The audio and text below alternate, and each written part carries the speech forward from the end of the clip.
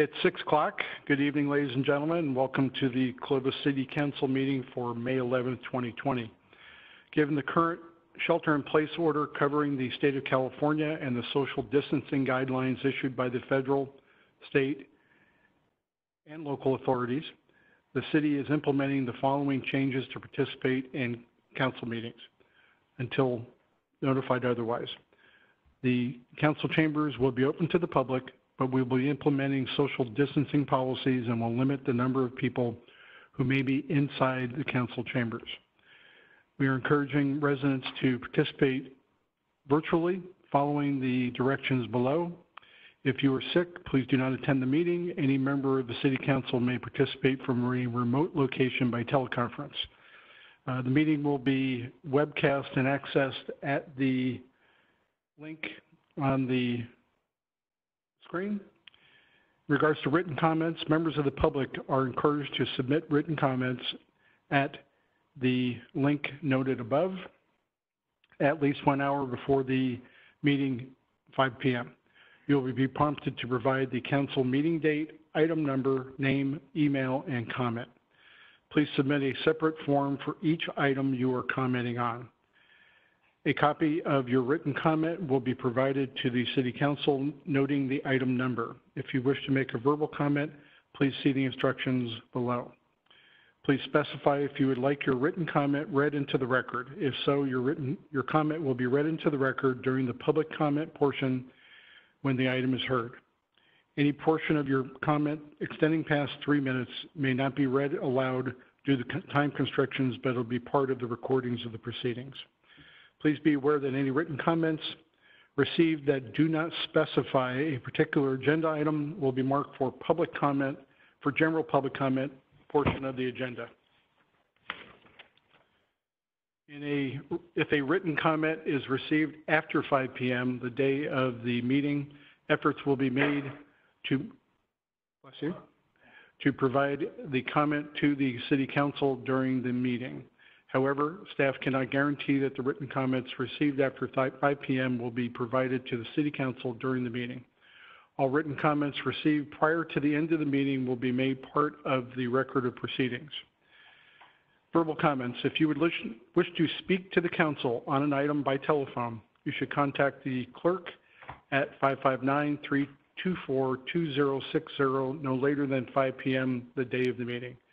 You will be asked to provide your name, phone number, and your email. You will be emailed instructions how to log on to WebEx to participate in the meeting. Staff recommends participants log into WebEx at 5:30 p.m. the day of the meeting to perform an audio check. All callers will be placed on mute, and at the appropriate time, your comment will be, your microphone will be unmuted. You will be asked to speak to the council for up to 3 minutes. WebEx participation. Reasonable efforts will be made to allow written and verbal comment from a participant communicating with the host of the virtual meeting. To do so, a participant will need to chat with the host and request to make a verbal or written comment.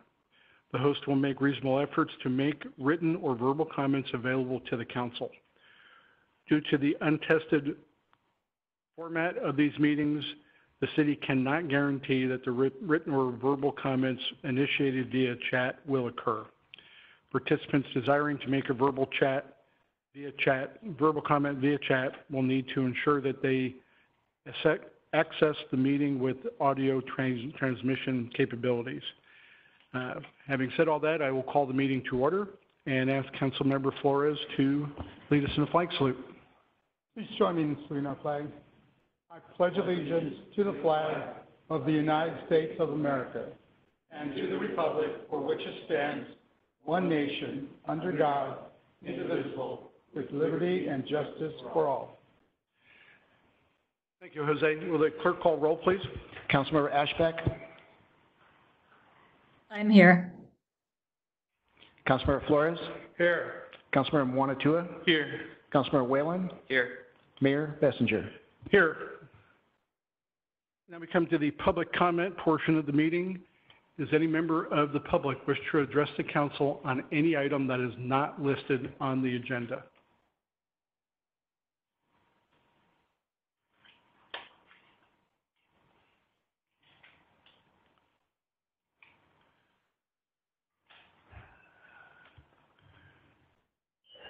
Good evening, sir. If you could give us your name, please. My name is Gary Clementi. I'm hearing impaired, so please excuse me. If you ask me anything and I tell you that your pizza is late, please forgive me, okay? I intend to keep my comments to a limit of 3 minutes. Is that correct? If I do run a little long, please let me know, okay? Thank you, council members and fellow citizens of Clovis.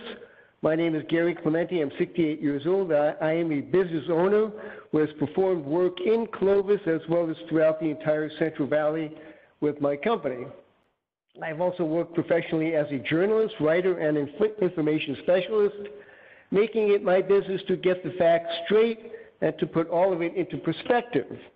I would like to ask, first of all, I'm going to comment on the virus situation and the shelter-in-place orders that we have in place at this time. I would like to ask, first of all, by a show of hands, just curiously, how many people here were wearing masks, facial masks, over the past several years when there were tens of thousands of people who died every year, including a friend of mine, from seasonal flu outbreaks?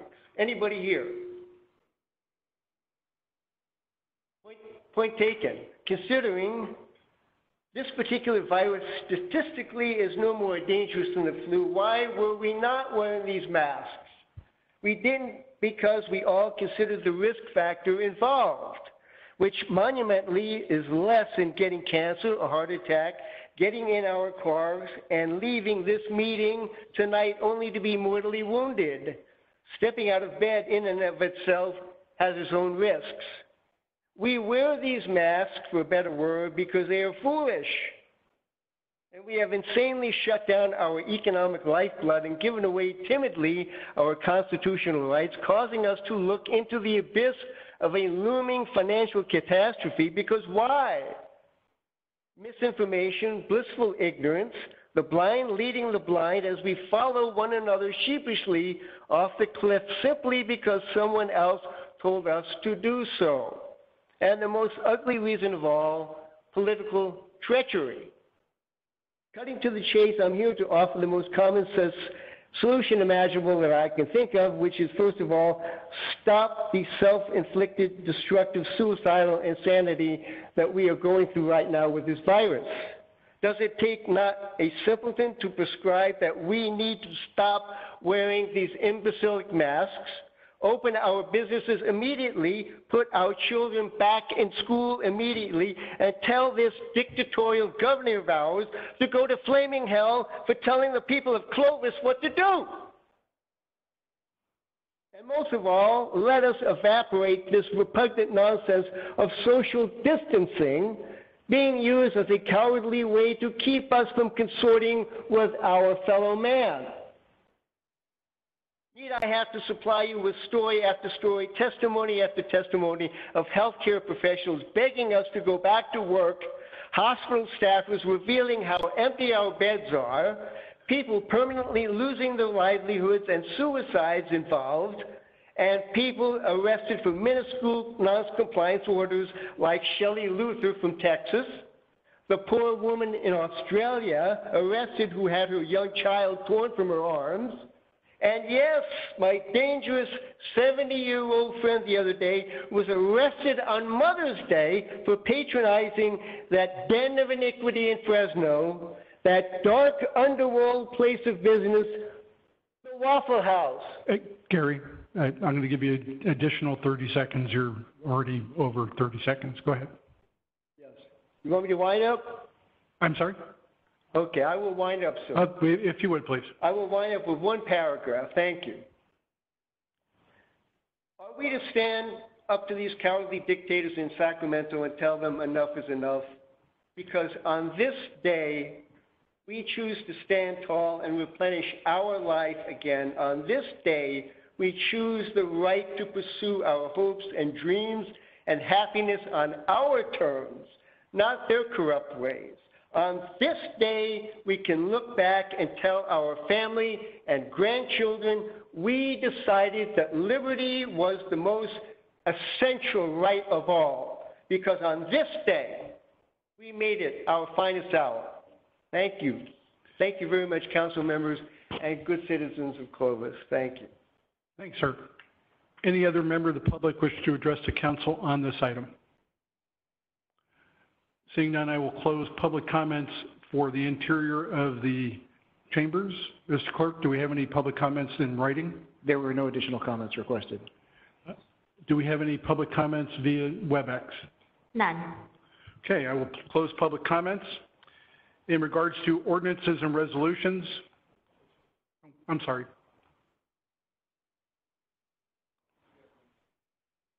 Yes.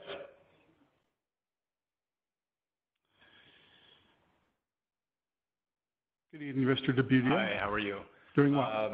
So I just wanted to address, some of you know what's going on with the Enterprise Trail, the Enterprise Canal, the issues with that. Even though we are in the county,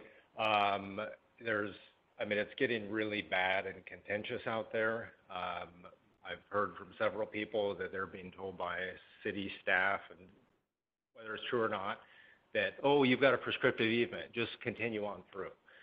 The fact is, the Enterprise, this quarter-mile section is private property.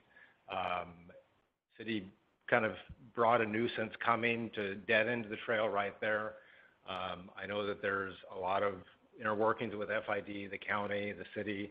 I just encourage you guys all to really make this a top priority. Last weekend, there was somebody dropped a jet ski in Defiance. Some other kid fell in. This is not a passive thing. People are going to get hurt being defiant. You guys need to instruct people to get involved and solve the problem. Whatever that problem is, or at least make it clear to your constituents, whether they have a right to pass, whether they don't have a right to pass, and what the city's going to do. Because the longer that it just kind of festers, people are going to resort to, self-help, and it's not a good situation. You got a lot of people who are now riding bikes and walking down Sunnyside, down Teague, wrapping around, a bunch of people on Shepherd. It's not a safe situation either way, and I think the city of Clovis needs to at least make clear to the community what the route is, whether or not they have a right to pass on that road, what the plan is, and what efforts are being made to kind of work through those issues. I think I don't see a lot of communication coming out of the city of Clovis to the people who are, affected, and the people, the property owners and the people who are trying to recreate. I mean, you got the Dry Creek trailhead right there, you got the trail going right there, and then saying, oh, well, just don't pass that way, but we don't have another route, so just kind of sneak around the gate. It's not a good situation. So I just encourage you guys to kind of make a decision and start working towards that. Mark, can I have a? Absolutely. Marcus, how reliable is your information that a child fell? Did they fell into the canal? I heard it secondhand. Okay. I didn't see either the jet ski or the child. Okay. But both of those, I would say, are reliable. Okay. If you can get us some details, at least me some details on that, I would really appreciate that. I know, at least I was told that when both instances occurred, Clovis PD came out there. Okay. Started with the sheriff. Sheriff came out there. Then Clovis PD came out there. Sunday, about 3 o'clock, I drove past. We were headed somewhere else. There were 4 Clovis PD cars there. So Clovis PD has a record of what happened. Okay. So. Thank you. Luke, have you received any reports about a child falling into the canal? I was not aware of I have not received a report about a child falling in. Okay. I can get Chief Fleming in here. I was not aware of Clovis PD responding to any calls. I did hear that the sheriff's office had responded to a call out there. We may have assisted, but if necessary, I could get the chief in here, or we can get more information back to you. I don't need to know right now, but yeah, at some point I'd appreciate it. Thank you, Mark. Sunday at 3 o'clock, not 2 days, yesterday, but a week before. Okay. So. Thanks, sir. Any other member of the public wish to address the council on any item not on the agenda? Seeing none, I will close public comments. In regards to ordinances and resolutions, with respect to the approval of resolutions and ordinances, the reading of the title shall be deemed a motion to waive a reading of the complete resolution or ordinance, and unless there is a request by a council member that the resolution or ordinance be read in full, further reading of the ordinance or resolution shall be deemed waived by the unanimous consent of the council. We're at the consent calendar portion of the agenda. Items considered routine in nature are placed upon the consent calendar. They will all be considered and voted upon in one vote as one item unless a council member requests individual consideration. A council member's vote in favor of the consent calendar is considered and recorded as a separate affirmative vote in favor of each motion listed. Motions in favor of adoption of the consent calendar are deemed to include a motion to waive the reading of any ordinance or resolution on the consent calendar. For adoption of ordinances, only those that have received a unanimous vote upon introduction are considered consent items. Does any member of the council wish to have an item on the consent calendar pulled? Lynn? No, thank you. Thank you. Any member of the public wish to have an item on the consent calendar pulled? Seeing none, I will come back for a motion. I'll move approval of the consent calendar. Second. We have a motion and a second. If the clerk will call roll, please. Councilmember Ashbeck? Aye. Councilmember Flores? Aye. Councilmember Wanachua? Aye. Councilmember Whalen? Aye. Mayor Bessinger? Aye. Public hearings. A public hearing is an open consideration within a regular or special meeting of the City Council for which special notice has been given and may be required. When a public hearing is continued, noticing of the adjourned items required pursuant to Government Code 54955.1. Item 4 is consider items associated with approximately 50.80 acres of land located in the southwest area of Teague and North Fowler Avenues, multiple property owners, Woodside 06N LP applicant, Yamabe and Horn Engineering representative. Item A is consider approval of a resolution, a request to approve an environmental finding of mitigated negative declaration for General Plan Amendment GPA 2019-006, pre-zone R 2019-007, pre-zone R 2020-002, and vesting tentative tract map TM 6284. Item B is consider approval of a resolution, General Plan Amendment 2019-006, a request to amend the general plan to redesignate approximately 34.3 acres of rural residential, one lot per 2 acres, classification to low density residential, 2.1 to 4 dwelling units an acre classification. C, consider introduction of an ordinance 2019-007, a request to pre-zone approximately 50.80 acres from the County RR Rural Residential Zone District to Clovis R1 Single Family Residential and RR Rural Residential Zone Districts. And D, consider approval of a resolution TM 6284, a request to approve a vesting tentative tract map for a 74-lot single-family subdivision on 32.19 acres of land. And our presenter is George. Thank you, Mayor and members of the council. Good evening. Staff would like to begin tonight's presentation on this project by indicating for the record that the council this evening received a correspondence from Matt Smith with Woodside Homes providing a letter of support for the project. Also Charles Merrill, Dale Mitchell, Rick and Sue Warren, Troy McKinney, and Amardeep Alak also provided letters of correspondence in support of the project. In addition, staff would like to point out that the council this evening received a memo requesting a modification specifically to condition 60D under attachment 2, and I can discuss that a little further down the presentation. Also, the council received letters of opposition for this project this evening from Greg and Gretchen Pokorny, Stephen Shoemaker, Darren Stenweldo, and Debbie Miller with their respective dates submitted on the record. Also, Marcus DeBudio, who's here this evening, submitted a letter of opposition, who would be speaking to the council this evening. Also, Norman Morrison provided a letter of opposition with today's date as well, and who is here this evening and will present a testimony. And also, Megan and Adam Grant provided comments of opposition for this project. Just to provide a brief background as to the Dry Creek Preserve area, on June 4th of 2018, the City Council approved the Dry Creek Preserve Master Plan for this area. This area is also referred to as the Focus Area number 7 in the General Plan Land Use Diagram.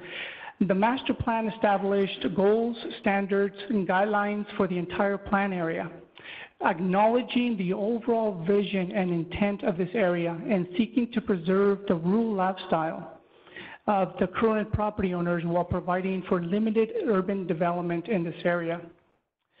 Key components of the master plan included an annexation agreement, protection of agricultural operations, land use guidelines, and development standards for new housing developments. An annexation agreement was also included describing the probable development in this area over the next 18 years. The primary goal of the master plan is to respect the rural lifestyle that has been historically enjoyed by property owners in the Dry Creek Preserve. And I would like to pause here and just briefly mention for the record too, that this process to get in here today with this master plan, it was not something that took months, it took years. It took multiple public hearings, it took multiple neighborhood meetings, and ultimately it came down to compromises between the city, the developer, and current property owners in the Dry Creek Preserve. The project also provided residential development restrictions, such as new housing development proposals are limited to a density of 2.3 dwelling units per acre, and only where the project is 10 acres or more. Properties less than 10 acres may still develop in the Dry Creek Preserve at 0.5 units to the acre per the existing general plan, either within the county or as a city project. And just to provide a quick geography of the area,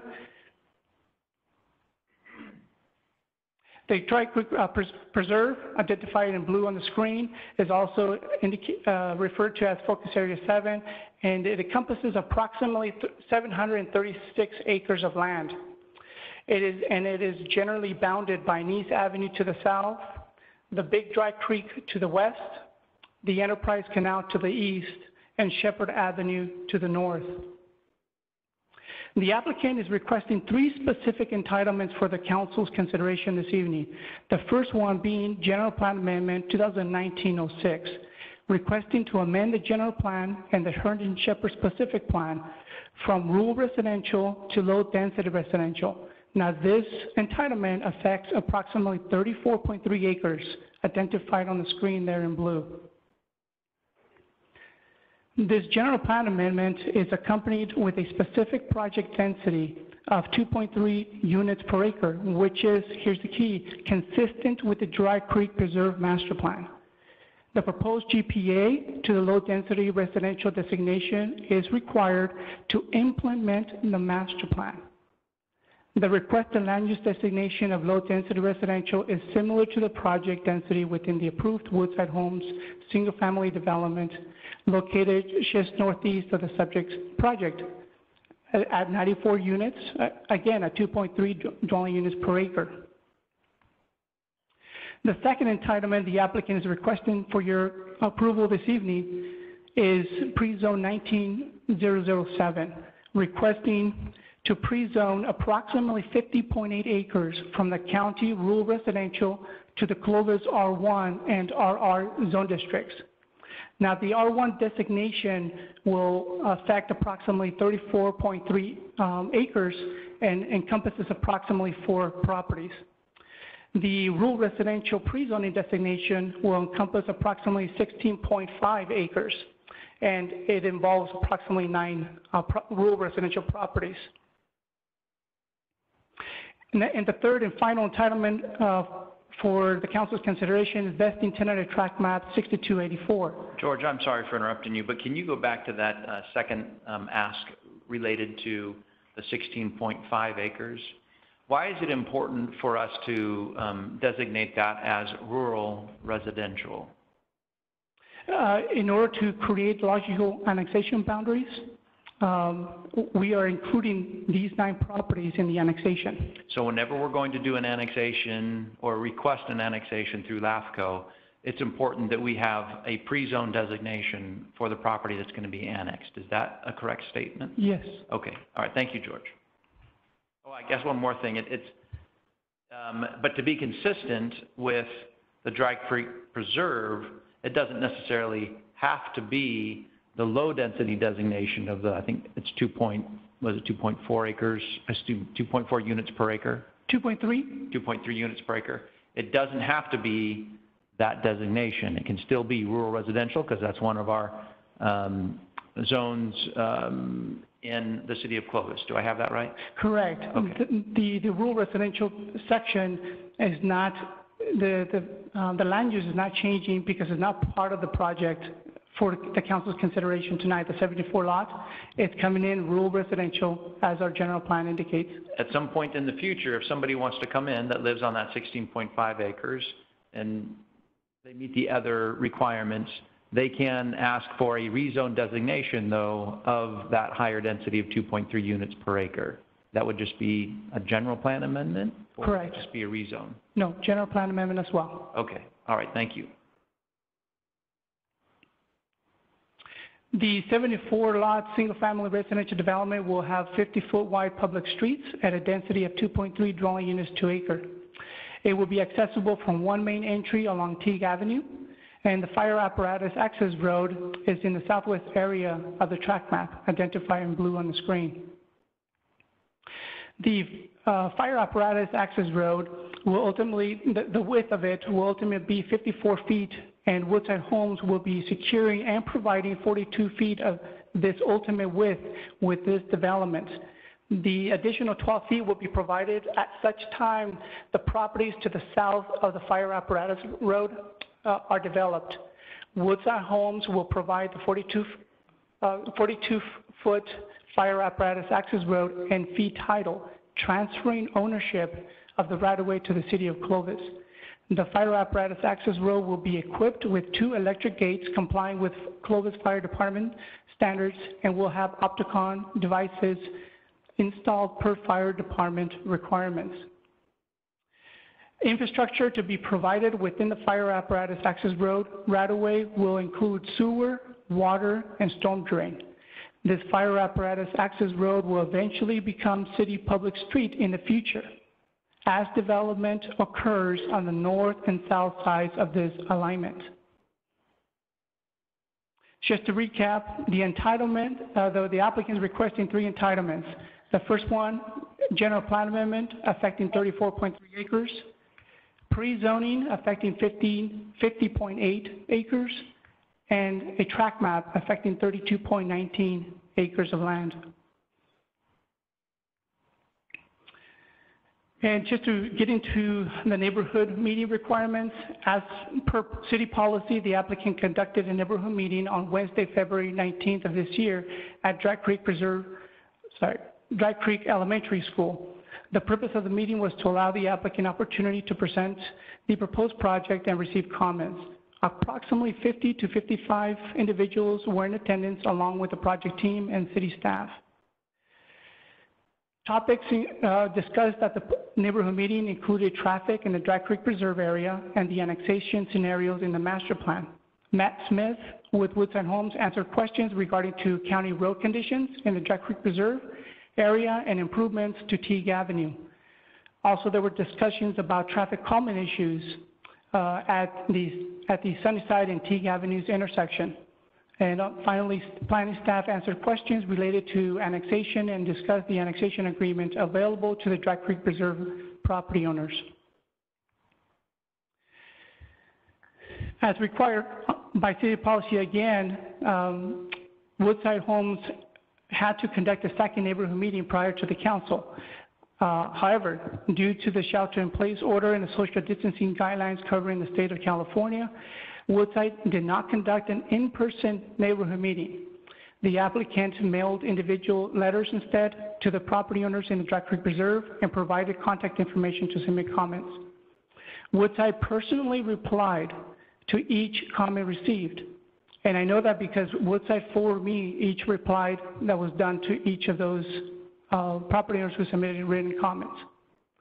This approach was a collaborative effort between the applicant and the city to ensure compliance with the city's policy of conducting neighborhood meetings.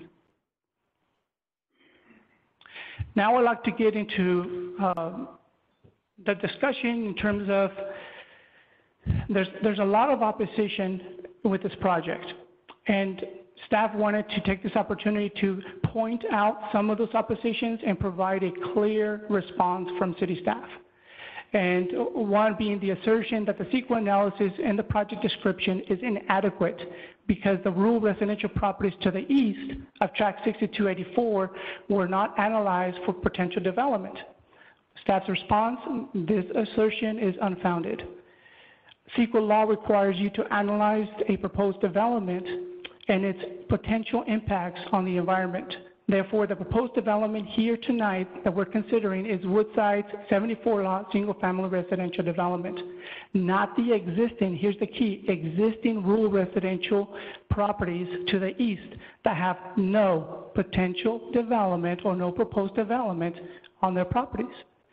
These 9 rural residential properties are being included in the pre-zone and annexation boundaries to comply with the Fresno Local Agency Formation Commission policies and objectives of 1, creating logical annexation boundaries, 2, orderly formation, and 3, planned, well-ordered, and efficient development patterns. Therefore, this is not considered quote-unquote piecemeal development. And CEQA does not require you to analyze the quote-unquote potential development of these 9 existing rural residential properties. Another assertion came that CEQA document must be updated to reflect the requirements as outlined in the updated traffic report. As indicated in the staff report, and also here, the updated traffic impact study and addendum were not, and this is critical to mention here, they were not performed as a result of any deficiency found in the environmental analysis, but rather they were provided to help clarify concerns and per the request of some of the rural property owners. The updated traffic impact study information served to amplify and clarify the information provided in the initial study. This is important.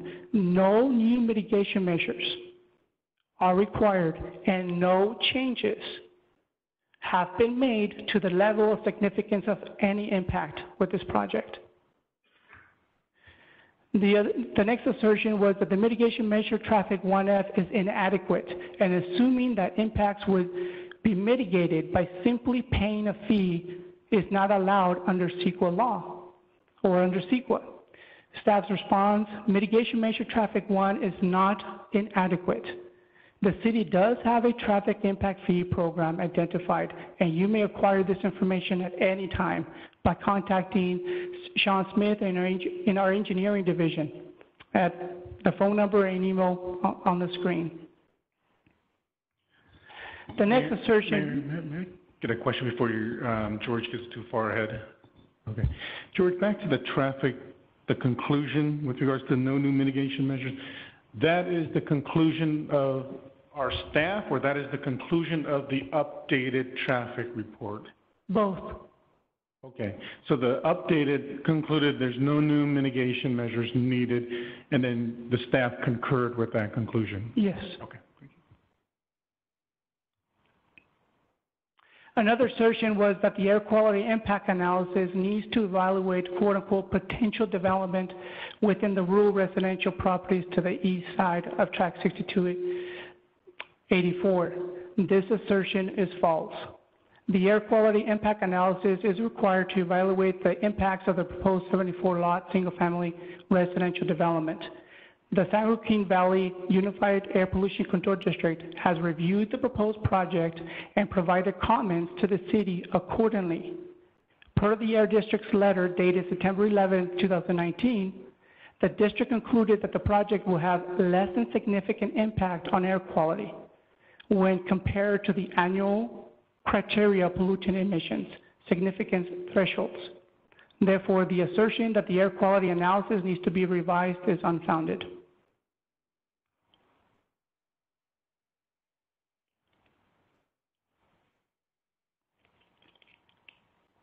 Excuse me. Another assertion that was made with this project was that the CEQA documents submitted in support of the proposed project are based on outdated, erroneous materials and fails to take into account other developments. Staff's response: this assertion is false. The CEQA environmental analysis was prepared in accordance with the requirements of the California Environmental Quality Act and CEQA guidelines. Furthermore, the CEQA law gives the lead agency, the city, which is us, the City of Clovis, the ability to determine an environmental baseline condition. This is important. This is key here. Baseline condition, it means once a project is evaluated and submitted to the city for consideration, it prevents folks from trying to bring in additional projects into the environmental analysis. It puts a no on that. And also, one important critical thing to mention here is that the County of Fresno has participated from the beginning in reviewing and supporting the prepared traffic impact study. And one critical thing that staff wants to point out that the folks in the opposition letters are not indicating was that in the traffic impact study guidelines, it gives an engineer what is referred to as engineering judgment, which as a professional engineer who prepared the study came in their professional opinion to the findings. The city staff, we have professional engineers who reviewed it. We have the county professional engineers who reviewed it as well, and they all concurred with the findings. So this is not just one item where you have a group of engineers locally here who are making that decision. No, this is a collaborative effort between multiple agencies, and we came down to the same conclusion. And that engineering judgment it relates specifically to the dates of traffic counts. And some of the opposition letters are indicating that the traffic counts are too old. Well, it was in the professional engineering judgment that they were adequate. And also, that goes the same thing with the number of near-term projects. This project had 2 projects evaluated. The revised study provided additional ones. Again, no changes to the mitigation measures. It came down to the same conclusion. Staff reviewed all comment letters. Staff is confident that the traffic impact study prepared is 1, dependable, 2, reliable, and 3, in full compliance with CEQA law. Another assertion was that the CEQA documents must analyze the environmental effects of the future conversion of the fire apparatus access road to a full service street. Staff response: this assertion is false. CEQA requires the analysis of a reasonable foreseeable impact resulting from direct and indirect physical changes caused by the project. The city has established that because permanent utilities are proposed to be located in the fire apparatus access road, its alignment must be considered as a future public street. However, the project only proposes a gated limited access facility. Future development outside of the project will dictate when and if the fire apparatus access road becomes a public street. Future baseline conditions, again, here comes the baseline conditions. In the vicinity of the fire apparatus access road, the conditions associated with future development cannot be known. For these reasons, the city has determined that evaluating the fire apparatus access road as other than a limited access gated facility is, one, speculative, and two, not reasonably foreseeable, and therefore not subject to analysis under CEQA. George, I have a question in regards to the fire access road. I'm assuming we're going to curb and pave and there'll be infrastructure underneath. Is that how we're going to build that? And it won't be, I obviously wouldn't need to put sidewalks in, but tell me what the fire access road is going to physically look like. It is not going to have curb, gutter, sidewalks. It's just going to be the actual pavement, and it will have utilities underneath there. Okay, so in the event that at some point development permits it, we won't have to tear the road up. Correct. Okay, so we're just anticipating it sometime in the future. Correct. I'm assuming, is this infrastructure paid for by the city or by the developer? The developer will install it. Okay, that's all I have. Thank you. Mayor, I just had a question with regards to just the fire apparatus access road. Not about that specifically, but about the logic behind. So so CEQA says if we analyze something into the future, we take what is most recent as our analysis and not what it potentially can be? Is that sort of the layman's interpretation of what you just said, George? Correct. Okay, so if we're going, let's say we go to the northeast now, and so we're projecting certain streets, depending what type of streets, based on that, we do an EIR, and then it gets into the general plan. That's how we do it, and if it increases or decreases, that's an analysis for a future date, meaning if it becomes 4 lanes instead of 2 lanes, if it never, can you kind of, because it just has zones at that point, and so. Right, it will be analyzed at the time that a proposed development comes in. It could be, for example, if a development comes into the south of this fire apparatus access road, then we will evaluate based on that proposed development and the full ultimate, of that street and the impacts to the street and traffic. And depending upon its potential impact is what triggers a full EIR, a mitigated negative deck, or just nothing, correct? Correct. Okay, I got it, thanks.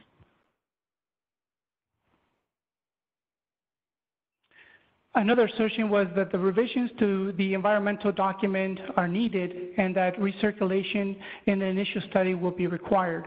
And we discussed this in the staff report, but also here, and that is the staff response is per section 15073.5 of the California Environmental Quality Act and CEQA guidelines, recirculation of a mitigated negative declaration is required only when substantial revisions are made after the document has been noticed as being available for review.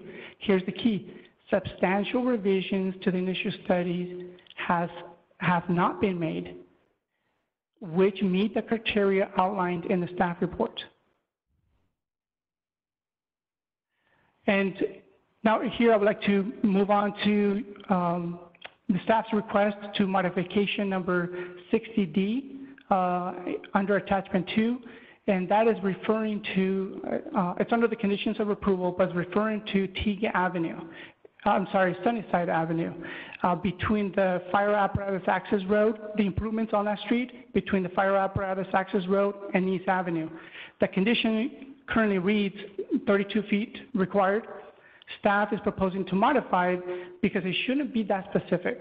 The proposed development, the revised language, it allows flexibility to the developer to whether do it in kind, meaning it's 24 feet now, will you replace the road at 24 feet, or you can add some more to that once the project is reviewed. So this gives them more flexibility to do that and work with our city engineer. Question again, George. Back to sort of that last point with regards to substantial revisions. Okay. So is that revisions to what was studied by the applicant in their environmental study? Is that what they're asking, or with regards to initial study, what the city studied in focus area? So which one was the initial study that they were talking about, the substantial change? The initial study is the study that city staff prepared for this project that outlines all the environmental impact or potential impacts in different categories. That's the one that should be recirculated. Okay. And what would trigger that normally will be a specific study, such as a traffic impact study conducted by the developer. If substantial changes occurred with the second revision, then it would trigger us to update the initial study as well. So a change in use would not be deemed a substantial, just a change in use is not something substantial then, where it was rural and now it's going to go into 2.3 units per acre. Just coming in that abides by the plan is something that we've already analyzed. It has to be another study that triggers that substantial? Is that what I'm... If I understand your question correctly, is, for example, those rural residential properties that we're bringing in, they're coming in existing as is, rural residential. If they work together and they manage to get 10 acres out of those 16, then they will come in with a general plan amendment, pre-zoned, and CEQA will be analyzed then. Okay. And because this project of only the 34 acres already had an environmental analysis, this new traffic study you said was not substantial enough to trigger a redoing, I guess, recirculation of all the environmental. Yes, of the initial study. Okay. Got it. Thanks.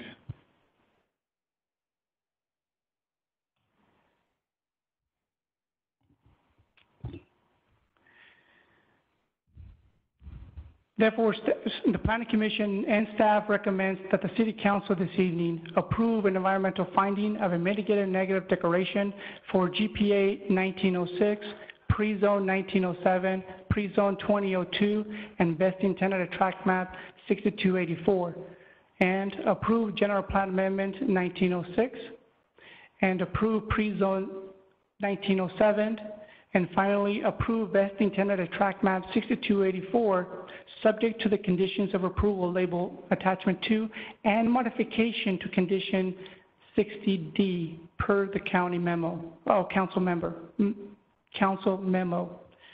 And that concludes my presentation, and I'm available for any questions. Any questions for staff?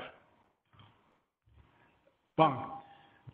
I thought I recalled the last time this was brought up, there were a couple property owners who did not sign agreements. Can you kind of give an update as to where that is and what that looks like right now? Up until about an hour ago, we had 2 property owners not consenting, or at least not signing the consent forms. So therefore, this project came in at about 72% consent. However, about an hour ago, the applicant was able to acquire the 2 remaining signatures. So therefore, this project is 100% consent. Do you have a, they were talking about the traffic, the curb where you lessen the length of the road. What is that called? Is that a quieting device? Calming. Do you have a picture of that traffic calming device? I was given Van Ness and Ashland as an example, and I drove through it, and it definitely slowed things down. I was fairly impressed with it. Do you have a picture of it for the group? I do have one provided by the applicant, which I believe he will be happy to discuss that, but I can bring it up on the screen. No, I can wait till then. Can you show on the map where the fire access road is?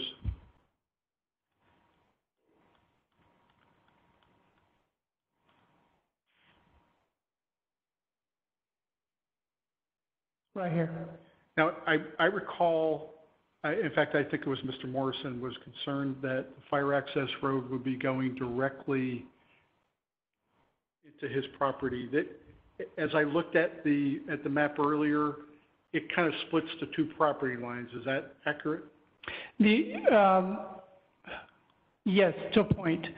The original proposal was a 60-foot easement that a good portion of it was almost in front of Mr. Morrison's property.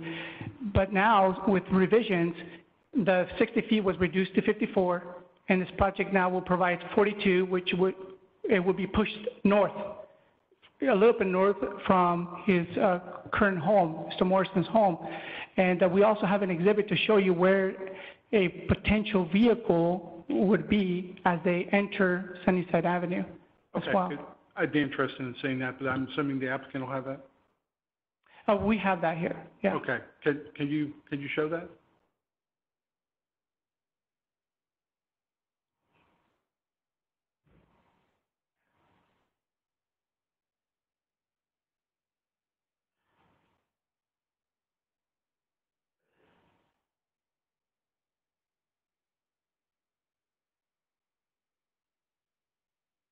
And I apologize for not alerting you. I was going to ask about it.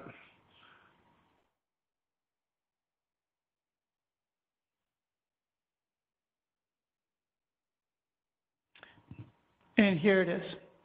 So if you can tell here, the full width of this street, when it becomes a street, will be 54 feet wide. Currently, right now, this project will provide, the 42 dedication. And you see here, it was moved to the north, so therefore, you see this white car. It's almost in front of Mr. Morrison's property line with the neighbor to the north. Between the property line, about 6 feet to the south. So it won't be directly in front of his home. Okay. Thank you. That's the only question I have.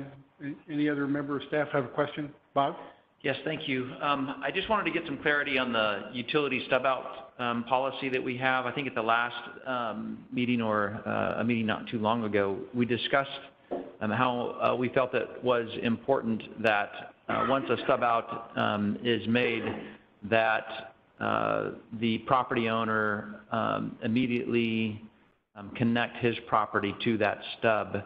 And I thought that there was some health issues related to keeping a stub there without it connecting to the home. Can you let me know a little bit more fully about what those health issues are and, if they are severe, why we would make an exception here? Thank you. Yes, it used to be the city's policy to where if somebody requested a stub out, one will be provided, but eventually it was determined that there were quite a few stubs out there that were never connected, never utilized. So the concern was that in those stub outs, you have the potential of water just staying there, bacteria growth potentially can occur there. So the new policy is obviously trying to minimize that. In this case here, the property owners along Teague Avenue, one in particular, Mr. Adams, he intends on connecting. He just wants that ability to the developer to put that there now. And our intent as city staff is to work with that property owner to do it sooner than later. Okay. Is it Adam Cook? Yes. Okay. And so we don't have any health concerns, at least at this point, if he doesn't immediately connect. I'll look for Mr. Mike Harrison to provide a little bit more information on that if you could. Okay. All right. Well, Mr. Luke Serpa. I think it was Luke actually who mentioned it, that there might have been some health issues. Well, I'll go back to my old public utilities days. For a relatively short period, a stub out does not become a problem. The longer it is a stub, the longer the problem, the bigger you have the potential for problems to develop there. Even with a stub there for a year or two, that's usually not problematic. We have some stubs that have been in existence for 10, 20 years, and water stays there forever. It just becomes a problem from bacterial growth. We do have residual chlorine in the pipelines, so that a small bacterial growth in a stub like that, while the chlorine isn't flowing into the stub to kill the bacteria, if any of the bacteria comes out into the main line, there's enough chlorine in that main to provide a residual disinfection effect. So ideally, we would not have any stub outs from just our water management, from both the bacterial buildup in the stub, but also we have some stubs that have been in existence for 40 years, and then they get lost in the system, and it turns into, you know, PG&E broke one of the stubs over here just east of 5th Street a few years back, because it had been put in 30, 40 years ago and no one knew it was there, and they came through trenching and hit this stub and ended up with a major water break. So it's manageable. It's certainly not preferred with the limited number of stub outs that are being proposed for this project, and with this project being consistent with the overall Dry Creek Master Plan, and those residents along Teague indicating that they do intend to hook up in a relatively short period, not 40 years down the road. Staff felt that it was a reasonable request and a reasonable accommodation in this type. And that health issue applies only to the water portion, not necessarily to the sewer portion, because that's all garbage. Correct. Anyway. We don't worry about disinfecting that. Okay. All right. Great. Thank you. At least not there. We hope to disinfect it at some point down the pipe. Lynn, did you have any questions? I did not, thank you. Okay, I will open this up to the developer, and we'll open this up to public comment. Any member of the public wish to address the council on this item?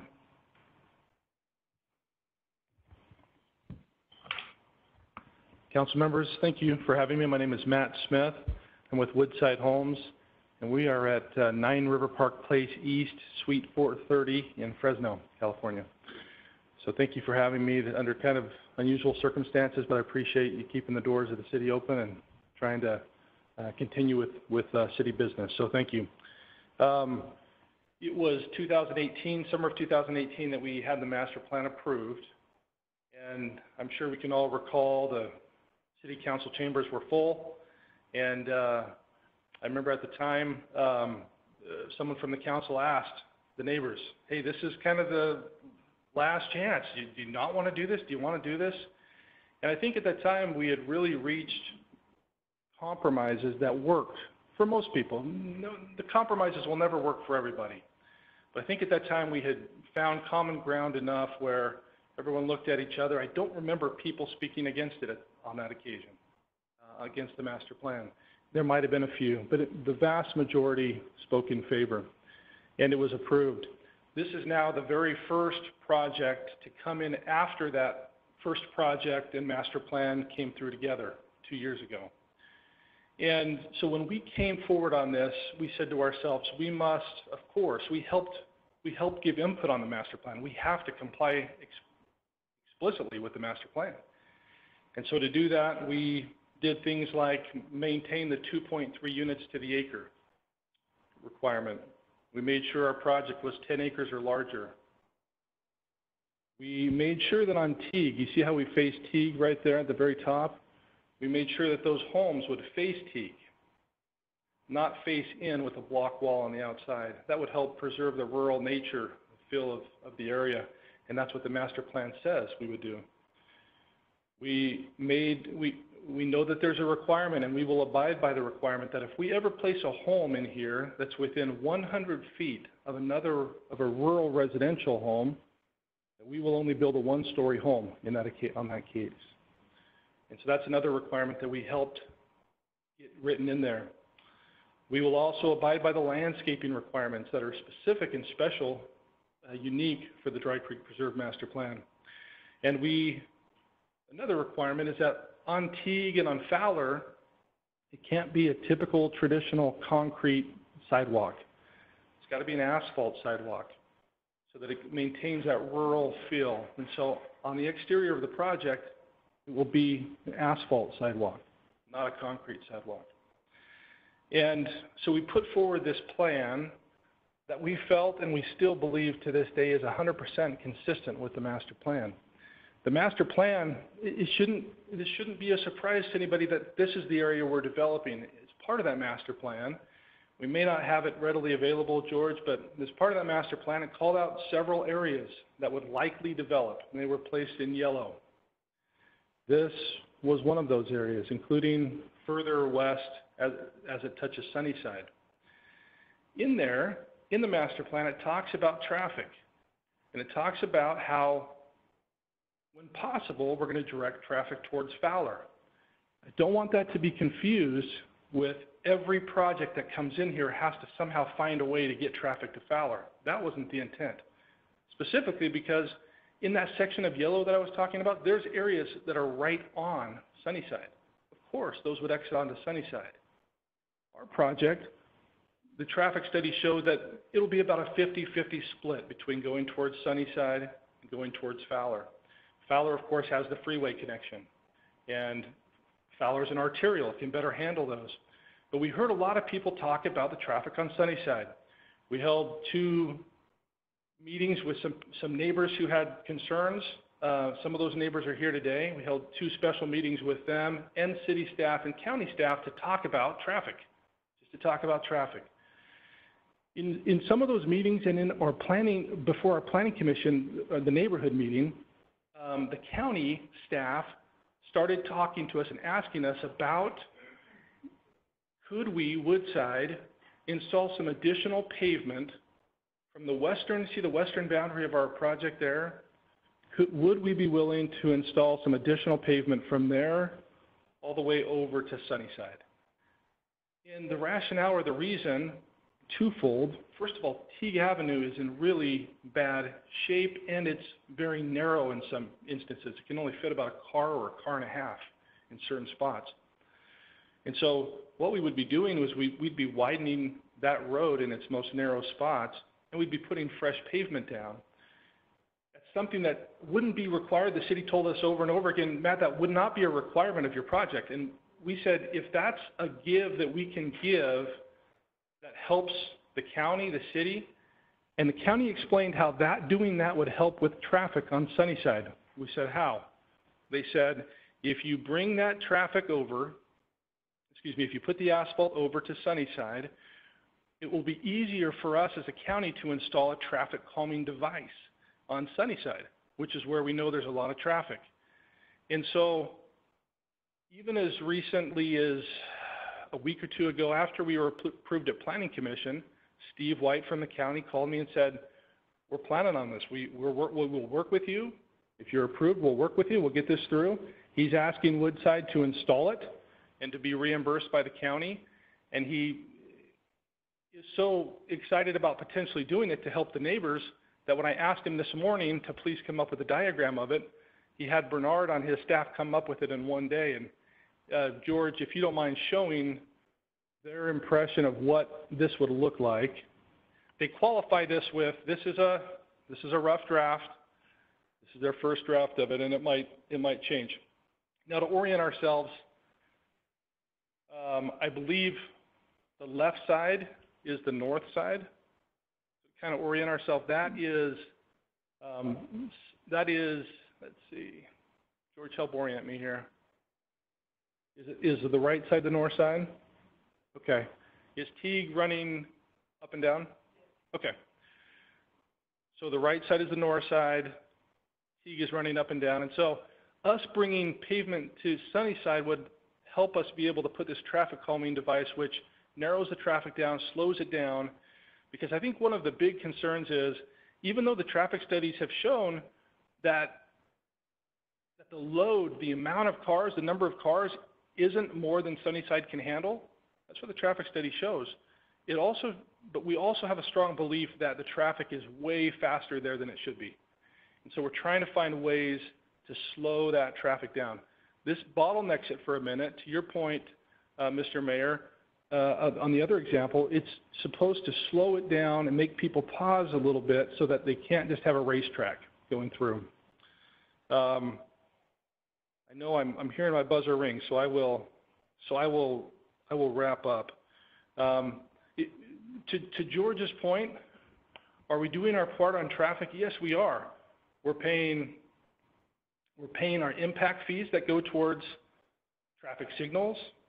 As a matter of fact, just to be on the record on this, we're not going to have a person move into that project until 2022.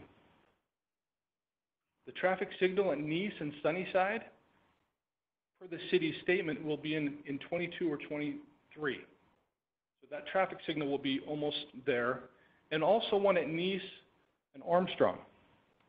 And then we know that we have one already conditioned up at Sunnyside and Shepherd that's conditioned on the Lennar map. And then we know we already have an existing one up at Shepherd and Fowler.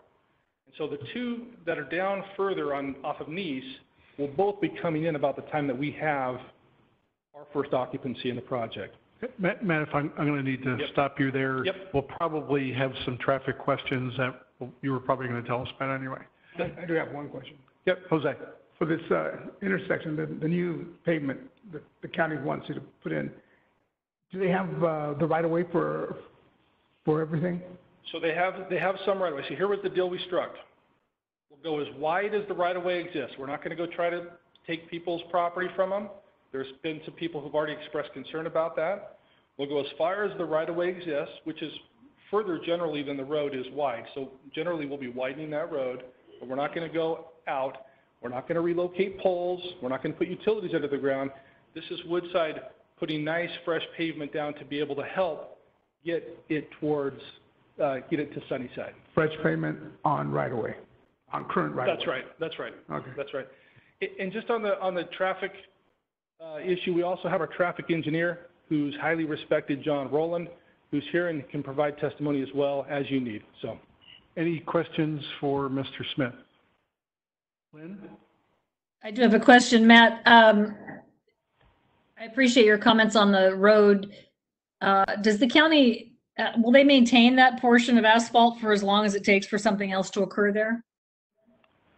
good question. I have now heard two different things on who's going to maintain the road between Sunnyside and our project. I had thought someone at the city said that the county was going to maintain it, and I believe I heard something different today. So I want to reference the staff and see. I know that the county hasn't required that the city annex that property, but maybe the city staff can provide some clarification on who will be maintaining that portion of the road. Thank you. Mr. Mayor, members of the council, Dave Merchant, city planner. If the actions in front of you right now is approved, your next item would be a consideration of initiating the annexation application. And there's a recommended condition in that application process that the city would enter into an agreement with the county to maintain that roughly 1/8 mile section of Teague. So if you proceed with a series of actions and approve the recommended conditions, the city would take responsibility for maintaining that under an agreement with the county. Thanks, Dave.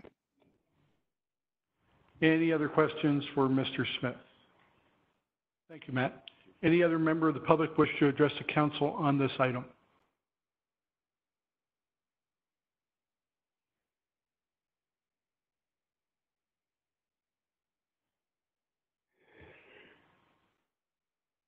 Good evening, members of the council. My name is Norman Morris, and I've spoken here many times before. We all know each other. I just have a few quick points. I submitted a more detailed letter, which you should have in tonight's packet. It also accompanies the prior correspondence that was sent to the Planning Commission. One of the first concerns, and I outlined this at the beginning of my letter, while I recognize we are in a very different and difficult world in light of the COVID-19 situation, I think this project still needs a public meeting due to the fact that it requires, and a necessary element is running sewer lines and water lines up Sunnyside to the new Portland Avenue. The impact of that, as I put in there, is there are a number of people on Sunnyside Avenue who will be required by the city's ordinance and the county's ordinance to connect to that sewer line within 3 years. The only people who are exempt are those who have signed an annexation agreement. People cannot sign an annexation agreement at this point in time. So, for example, the homeowners on Sunnyside who would be affected and who would have to spend tens of thousands of dollars to connect, they're not aware of this. They may not even be aware that, hey, sewer lines are going to be coming up and this is going to require this. They can't sign an annexation agreement at this point in time to get out of it, because the annexation agreement can only be signed again when it reopens, when the city seeks to annex their property. They had a window at the time when it was first approved, and the next window is when it seeks to annex. So there's a number of older landowners located along the stretch of Sunnyside who are going to be affected, and I doubt many of them know about this particular impact. So this needs to be addressed with them before project moves forward and before action is taken, which will affect them. Secondly, the primary concern, as you've guessed and as city staff has alluded to, my concerns with the EVA. I don't have a concern with the EVA as an emergency vehicle access route. I'm fine with it being a permanent EVA. I do have a concern with it becoming a regular street entrance. Reason being, this is not an appropriate location for it, and it does not comply with the master plan. It's simple to look down from an aerial photograph and say, well, see, this is where the car looks. Well, number one, that car is still looking into my 10-year-old and soon to be a teenage daughter's bedroom and my young son's bedroom windows as well. Those cars are going to be pulling out there. Secondly, this is a stretch of Sunnyside where people are accelerating all the time. I'd invite any of you to come sit in my driveway, socially distanced, of course, on an afternoon or the early evening, and you will hear people accelerate during this stretch of road because it's a nice, long, straight through. There's no talk about any form of traffic calming during this stretch. I have almost been hit twice in the last 2 months on this same stretch of Sunnyside by people passing me over the double yellow lines because 45 is too slow. So this is not an appropriate stretch. Additionally, you're talking about making me pull out of my driveway and have an additional hazard of now having people pulling out over here when I can't really see cars to the north of me coming south on Sunnyside if anyone's parked on the side of the road. It completely blocks the vision. So those are the concerns about the EVA. To claim that the EVA is not required to undergo CEQA at this point is it's improper and it's incorrect. The city's plans, the plan that the issue of the project specifically contemplates this will become a regular road. Therefore, this isn't something of, well, you know, it may or maybe it won't in the future. The plan is saying it's going to become a regular road when this condition occurs. It needs to be considered for that fact then and analyzed as such. Additionally, during meetings, staff has made it clear this road will be used by people of the new project on a temporary, periodic basis.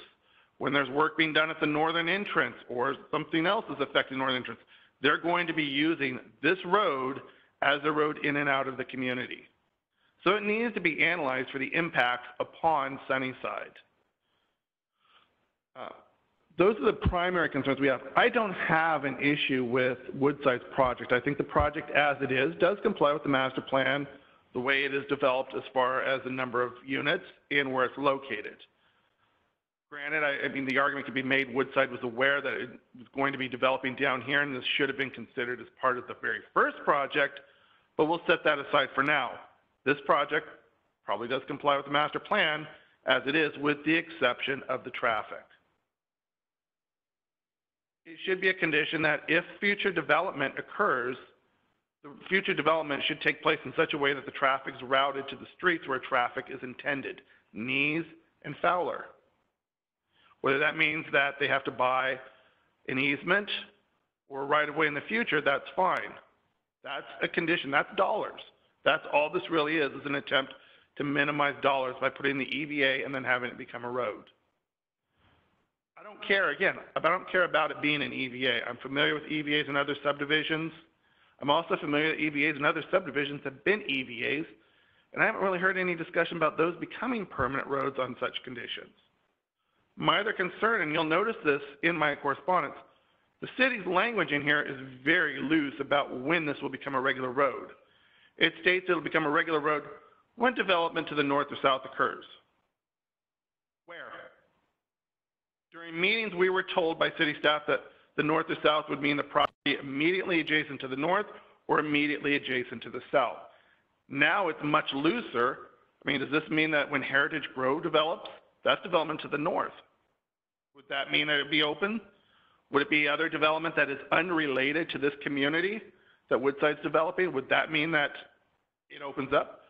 For example, the parcels to the north, if they develop and they have frontage on Sunnyside, why would their frontage on Sunnyside need for the EVA to be opened up for regular use?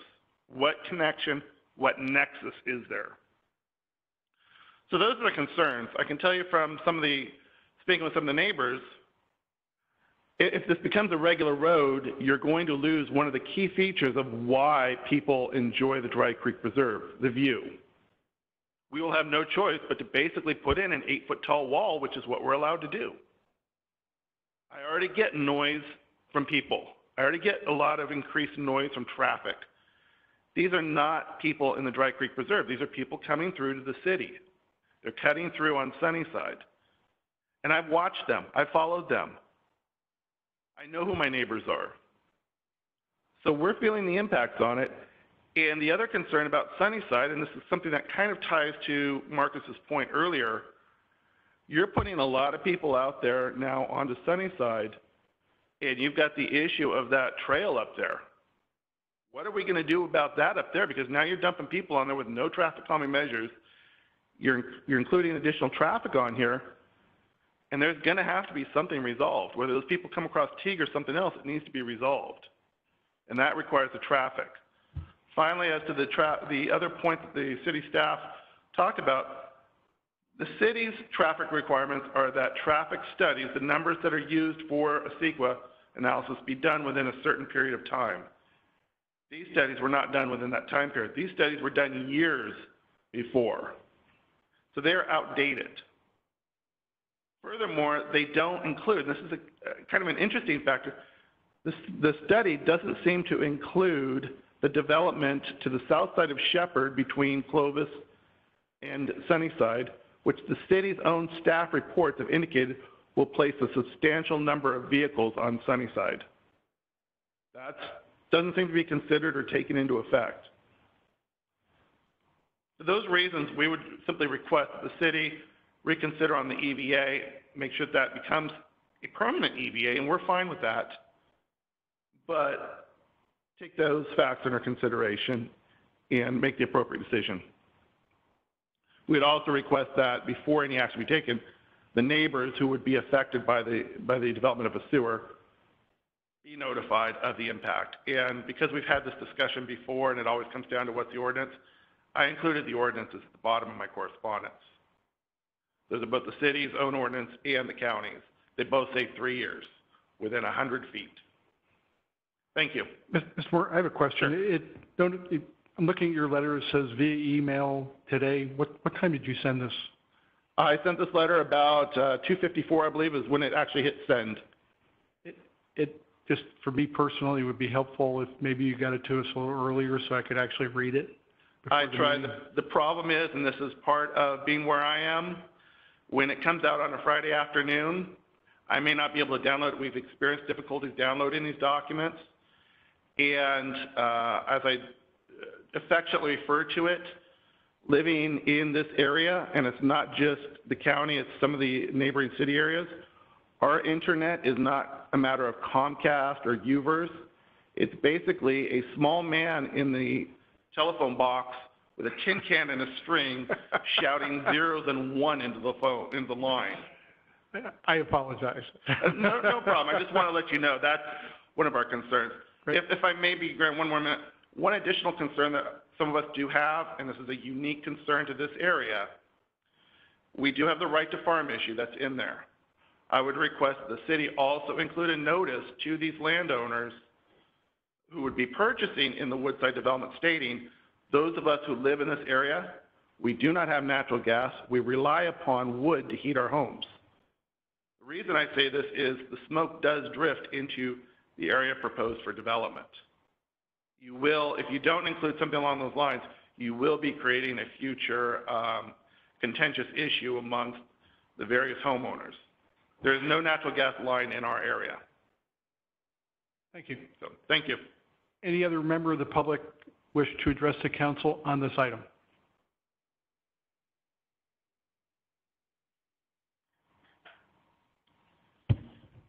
Good evening. My name is Troy McKinney.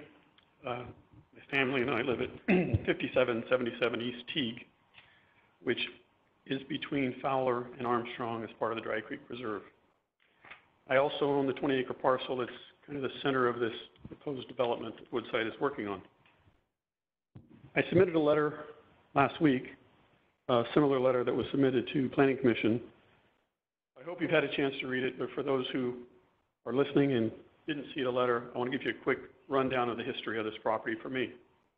I purchased the property in 2005 with the intent of developing it into 2-acre parcels. I submitted a map to the county for a 2-acre parcel development. I was told by the county that because of the MOU with the city of Clovis, that the city of Clovis would have to approve that.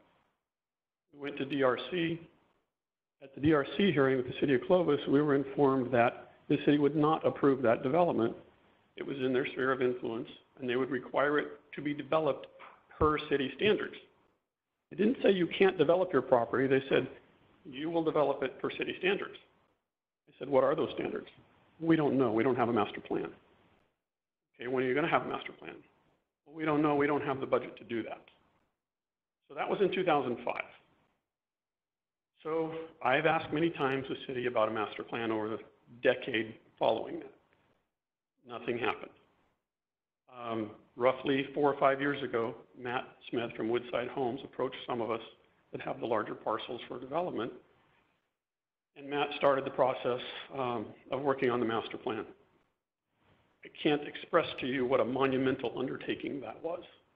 For those of you that the staff knows, they were in many of those meetings and they were extremely helpful, but we started out with huge opposition to a master plan, huge opposition, hundreds of people literally in opposition. Roughly 3 years of meetings, thousands of man and woman hours involved to get to a point where in 2018, a master plan came before this council, and I was at the meeting. I don't believe a single resident of the Dry Creek Preserve spoke in opposition of it. It was a huge accomplishment for everybody. Staff, again, was a huge part of it. So that's a little history on what I've been through in 15 years on this property and trying to develop it. So today we sit here with a master plan and a project that is 100% compliant with the master plan. And I'm asking, if you do not support this, tell me what I'm supposed to do. Because I've been working on this for 15 years. And there's been thousands and thousands of hours from the residents, everyone compromised. Believe me, 2.3 lots per acre was not in my financial best interest. But I live in this area too. I compromised with my neighbors. Excuse me. I compromised with my neighbors with the understanding that this would be a way to develop the property. So I would say to my neighbors at this point who object to this project, be careful what you ask for. Because if my neighbors do not now want this project to happen when it's consistent with the master plan, then I'll have no alternative but to look at other ways to develop the property. And it is my understanding that the state of California has now passed laws that supersede local zoning and land use. And I will be looking for significantly higher density. It's not the way I want to go. I want to be a good neighbor. But after leading down this road for 15 years, making significant compromises, to have some of the people now object to this on some personal issues is a little frustrating to me. So forgive my frustration. But it's been a long time coming to this. The only other thing that I would tell you is that where I live is directly across from the Whisper Creek development that Granville did. I've been to more meetings than I can count. The initial proposed development there probably had 300 people in opposition to it. You couldn't fit them all in the room hardly. I've heard that it's going to destroy our way of life. I've heard that the traffic is going to be terrible. Now that that project's done and I live directly across the street from it, I look at it every day. I want to tell you the reality of it is that Teague from Fowler to Armstrong was then what Teague from Fowler to Sunnyside is now. Barely wide enough for 2 cars if you're careful. Some places not at all. Today, in front of my house, Teague has been widened and it is significantly safer. So people talk about traffic. This project, the Granville project, did they bring more traffic? Yes. Was the end result a safer flow of traffic? Absolutely. And I live that every day. It's not speculative. Many times people come in here and they fear what's coming. They don't know. They don't understand. I'm telling you this from a point of living it. I watched the people in opposition to that, the fears they had. I live it every day now when that project is done. Fear is not reality. And today, Teague in front of my house is safer and easier to travel than it was before the development. And I believe the same thing will happen with the traffic on Teague in front of Woodside's proposed development. So I understand people's concerns and fears because I've been there. But today it's much better than it was. So I would ask you to please support this project and happy to answer any questions you have. Thank you, Mr. McKinney. Any questions for Mr. McKinney? Lynn? No, thanks, Drew. Thank you. Thank you. Any other member of the public wish to address council on this item? Yes, sir.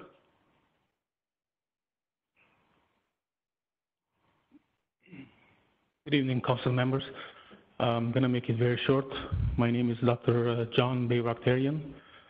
I live in 9103 North Cypress Avenue, Shenandoah Farms.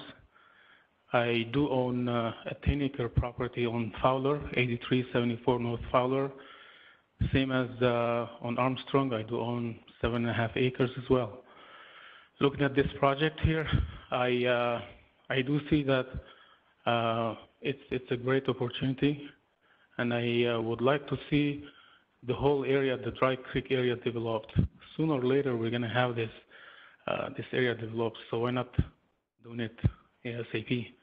And I see that all the comments from the staff and everything is, and especially Troy McKinney, he has good points there. So that's my point. Thank you, sir. Thank you. Any other member of the public wish to address council on this item?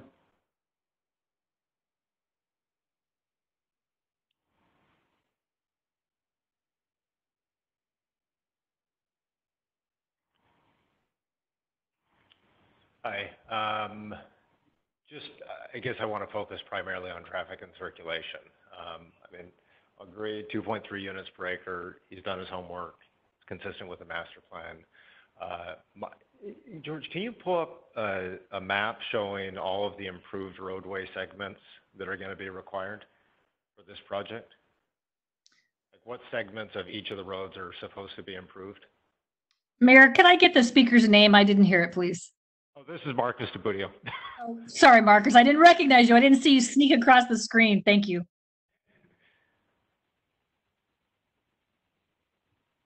So we hardly recognized him as well, and he's got some kind of weird COVID beard going on. Nobody's getting out these days. Why do you think I'm not there? You should see my hair. Just kidding. Do you have a graphic showing all of the road segments for this specific project that are going to be improved and what improvements are going to be made? Like Nope. where the road widths are going to change, where there's going to be sidewalk?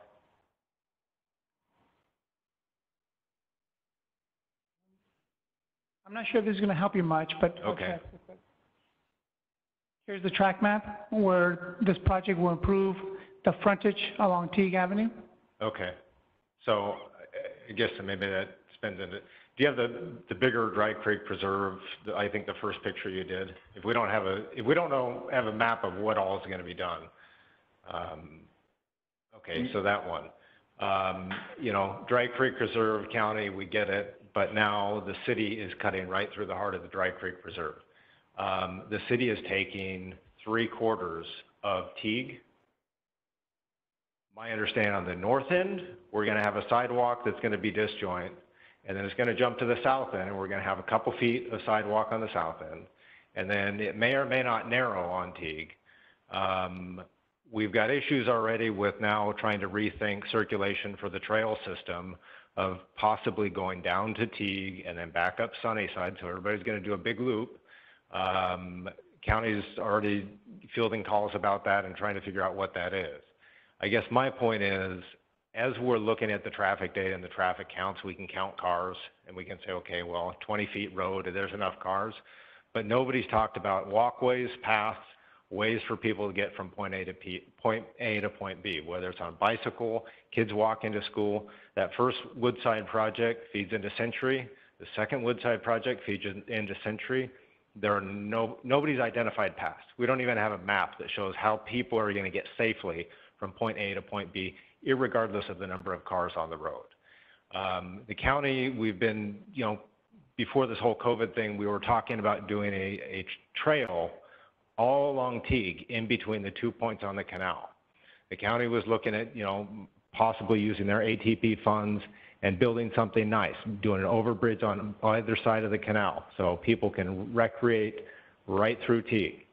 Once this project goes in and once you start laying pavement and start saying where the sidewalk's going to be, you lose that ability. You lose that ability to look at a plan of how we're getting people from point A to point B safely. We don't even know how people are going from one side of the trail on the Enterprise Canal to the other side.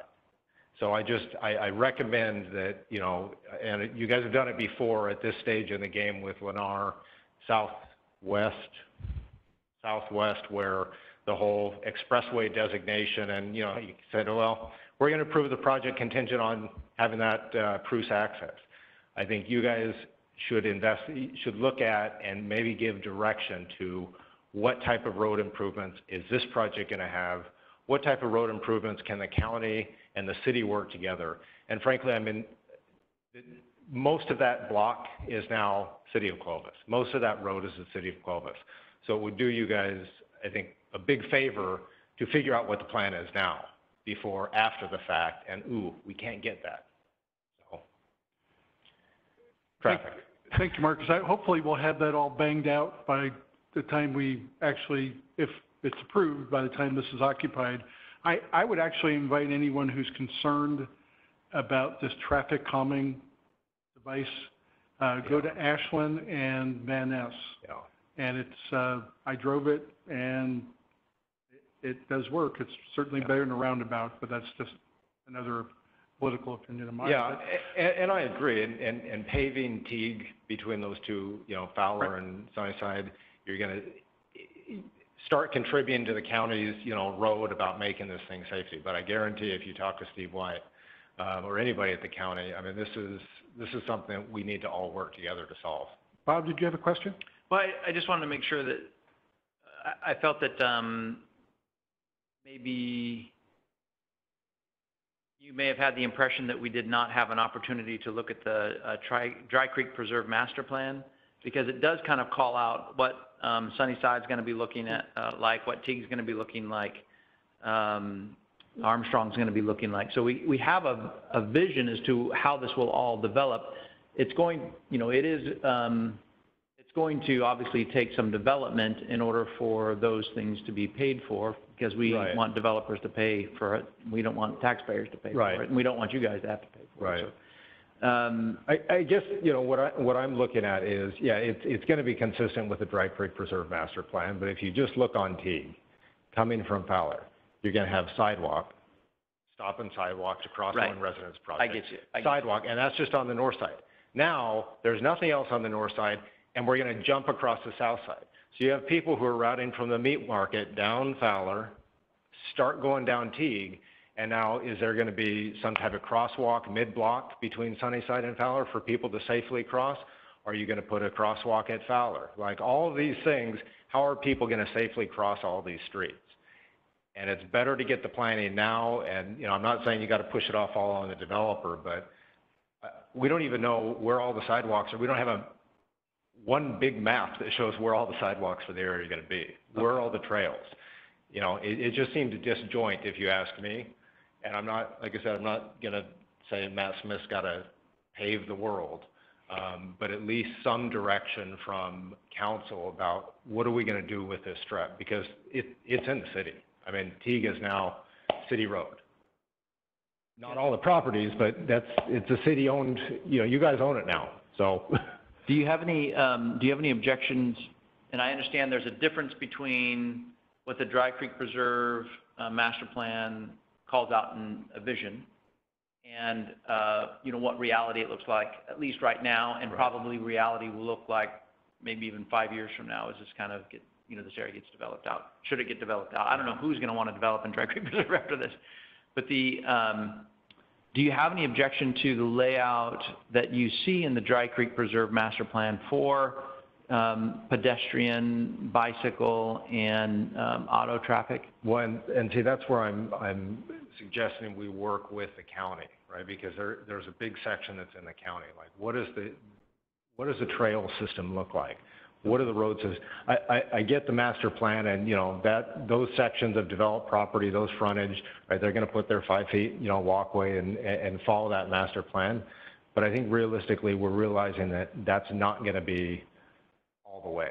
Are you thinking in terms of like a diagonal paseo like we have over in Loma Vista, or? I mean, you mean to get from the north side to the south side? The east to the west. I mean, all the roads. You need some. I'm thinking, because the way it's been laid out is that we're on the streets, you're going to have bicycle and pedestrian-friendly passageways. Right. There are some people who, no matter how friendly it may be, they want it to be completely off the road. And there are some opportunities we've had with the use of canals and, exempted railroad or railways that have allowed us to kind of go more diagonally. But you're not suggesting that. You're just saying, hey, let's make sure that we follow the master plan in the development, as development takes place, for some of these passageways, whether they're by foot, bicycle, or auto. I think I'm suggesting that we figure out how to get people from point A to point B. I'm not going to say, it's got to be exactly this way. Okay. I just think that there's got to be coordination between city, county, and the residents of, how people are going to get through without jumping over the street, without walking across people's property from, there's a sidewalk here and there's a sidewalk right over there.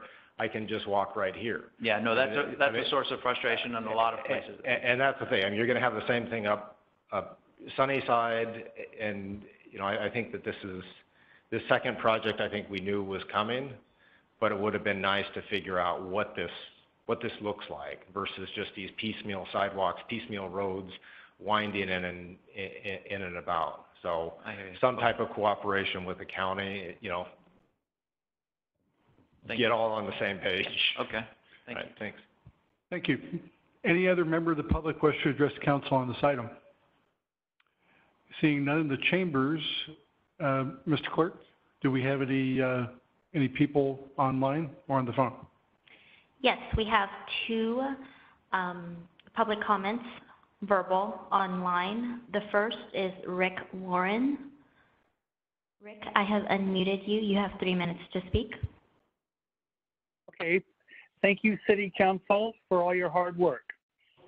My wife, Sue, and I have owned 8 acres since 1991, 29 years, at 8210 North Sunnyside, and 5 acres is, the back 5 acres is part of this development, and the 50-plus foot or 42-foot road is on our property, and that's the north end of our property. We still have 2 acres and a house when this is all developed. It's not included. We tried to get it included, but they wouldn't allow it because it wasn't in the annex guidelines. First of all, we'd like to thank all the personnel from the planning department and all the engineers and people that have worked so hard to get this project together during this current pandemic. We've been working with Matt and Chris from Woodside for almost 15 years. The first time we went into contract with them was in about 2005. And at that time, it was just impossible to do. There was no way to get the sewer, and there was just way too many problems. So it didn't happen then, and we had to wait 13 more years before we could actually get this master plan established. And like Troy McKinney said, we weren't planning on 2.3 homes per acre. We thought that 4 homes per acre was ideal, and this makes our property worth less money and is not our first choice, but we compromised. We have 8 acres. I didn't like the idea of having 10-acre minimums because I can't develop my property alone. I'm hostage to another neighbor or developer. And so I have compromised at least those two areas. Plus, I can't even annex my personal house now because I would like to have water because my well is low. And I wouldn't mind hooking up to sewer. In our neighborhood, there's a serious negative condition of urban blight. Fences are down, houses haven't been painted. It just doesn't look good. You could drive around and look at it, and there's pockets of some beautiful homes.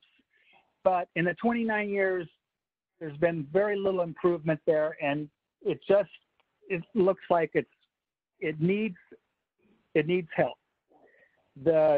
Mr. Morrison is definitely right about the internet. We have no cable lines. We're working off AT&T lines, but they won't improve because there's going to be infrastructure in there. For 29 years, we've been waiting for cable. We've been waiting for a gas line. Everybody has gas there, but it's propane. We pay a premium to bring in propane. I would love to have gas and the current internet line. The problem with the traffic is it's too fast. It's never been about too many cars. In fact, I think if there was more cars, it would slow down. But when the trucks come from Shepherd all the way down to Nees with 25 tons of rock, it makes our windows shake. And they're going 55 to 65 miles an hour. I would love to see a traffic slower at Teague. I've asked Fresno County to look into it. We've had the sheriffs up there try to give tickets, but they'll just come for a little while, then we never see them again. We request that Woodside entitlements be approved as they are consistent with approved Dry Creek Preserve Master Plan. We desire to exercise our property rights by working with Woodside to develop our land. The sale of our land represents our life savings. We are now 66 years old and would like to retire after working all of our lives with our grandchildren that need help with higher education. Thank you very much for hearing me. Thank you, Mr. Warren. Do we have any other individuals on the phone? Yes. Next, we have Aaron Fanning. Aaron, you're unmuted. You have 3 minutes. Hello? Can you hear me? Yes, Aaron, go ahead. Hey there. I've been texting Lynn and others while we have been talking. Thank you very much. Number one, I just want to thank the first responders, Clovis Police Department. I'll get that out of my way. That said, born and raised Clovis, been out here since 1997, had to fight my piece of property through the DRA proposal via Fresno County. Stan King was the board president at the time of Fresno County Board of Supervisors, got that piece done. There was a reason why we live out here, and that has to do with being rural, the Clovis way of life. That said, and I appreciate everyone's dynamics, the development of what was promised back in the day with respect to roads being fixed on Nees, when the Buchanan complex was built, that failed miserably. You cannot get 2 school buses to go in cross directions on Nees or Teague or Fowler. Probably Fowler's a little bit better today. But with some of the, the reason why we went into Dry Creek Preserve was trying to preserve something. So I appreciate all the development. I appreciate Dwight Kroll's comment to me about 4 or 5 years ago that all we want to see are rooftops going north. There are some things that are still sacred here. And so I pretty much represent everybody on these from Sunnyside to Fowler on the north side of Nees. We are rural. We have animals. We have cows, dogs, cats, pigs, horses, goats, sheep. We have it all. We have the creek. We have the people that have tried to cross the creek. We have had people that got caught up in the barbed wire in the creek. We have had CAL FIRE 85 to save these people. The next door neighbor was a supervisor from American Ambulance. Unbelievable, and then if you look, please, I'm asking people, if you go on the Nextdoor app and read some of the comments that people say that City Clovis is not doing enough for walkways and all this and that, that's kind of contradictory of what we're trying to hold dear here. And I know it's, it's kind of a black and white situation, but at the end of the day, me and my neighbors, we are going to support what we're doing. That said, we kind of had a little already going on the corner of Sunnyside and Nice, putting up fencing because another accident of a runway stop person ended up in the ditch that's there. That corner person, Clovis person, owns a small business in Clovis, has 4 kids in that house. The car almost went up to his house. You can confirm this with CAL FIRE 85 and American Ambulance. So that is why that fencing is being put up. That said, with everything that's going on, there's those of us that live here, and we all appreciate the dynamics of growth. I'm not saying we don't want to see trails too. We want to see something safe, but this hodgepodge stuff going back and forth isn't working. That's all I have to say. Thank you, Aaron. Thank you. We have anybody else, Terry? No. Okay, Mr. Clerk, do we read these into the record, the remainder? Okay. Stephen Shoemaker, his email, first and foremost, please have this read into the public record. I remind the City of Clovis to abide by and adhere to the master plan approved and agreed upon by the Dry Creek Preserve residents. Mayor, sorry to interrupt. Staff will do that. Well, I was more than happy to do it. No big words. Go ahead. This is George Gonzalez, Clovis Planning. I do have about 6 letters to read into the record. The first one is from Debbie Miller. Clovis City Council must delay a decision until a public meeting can be held. This is standard procedure for any development.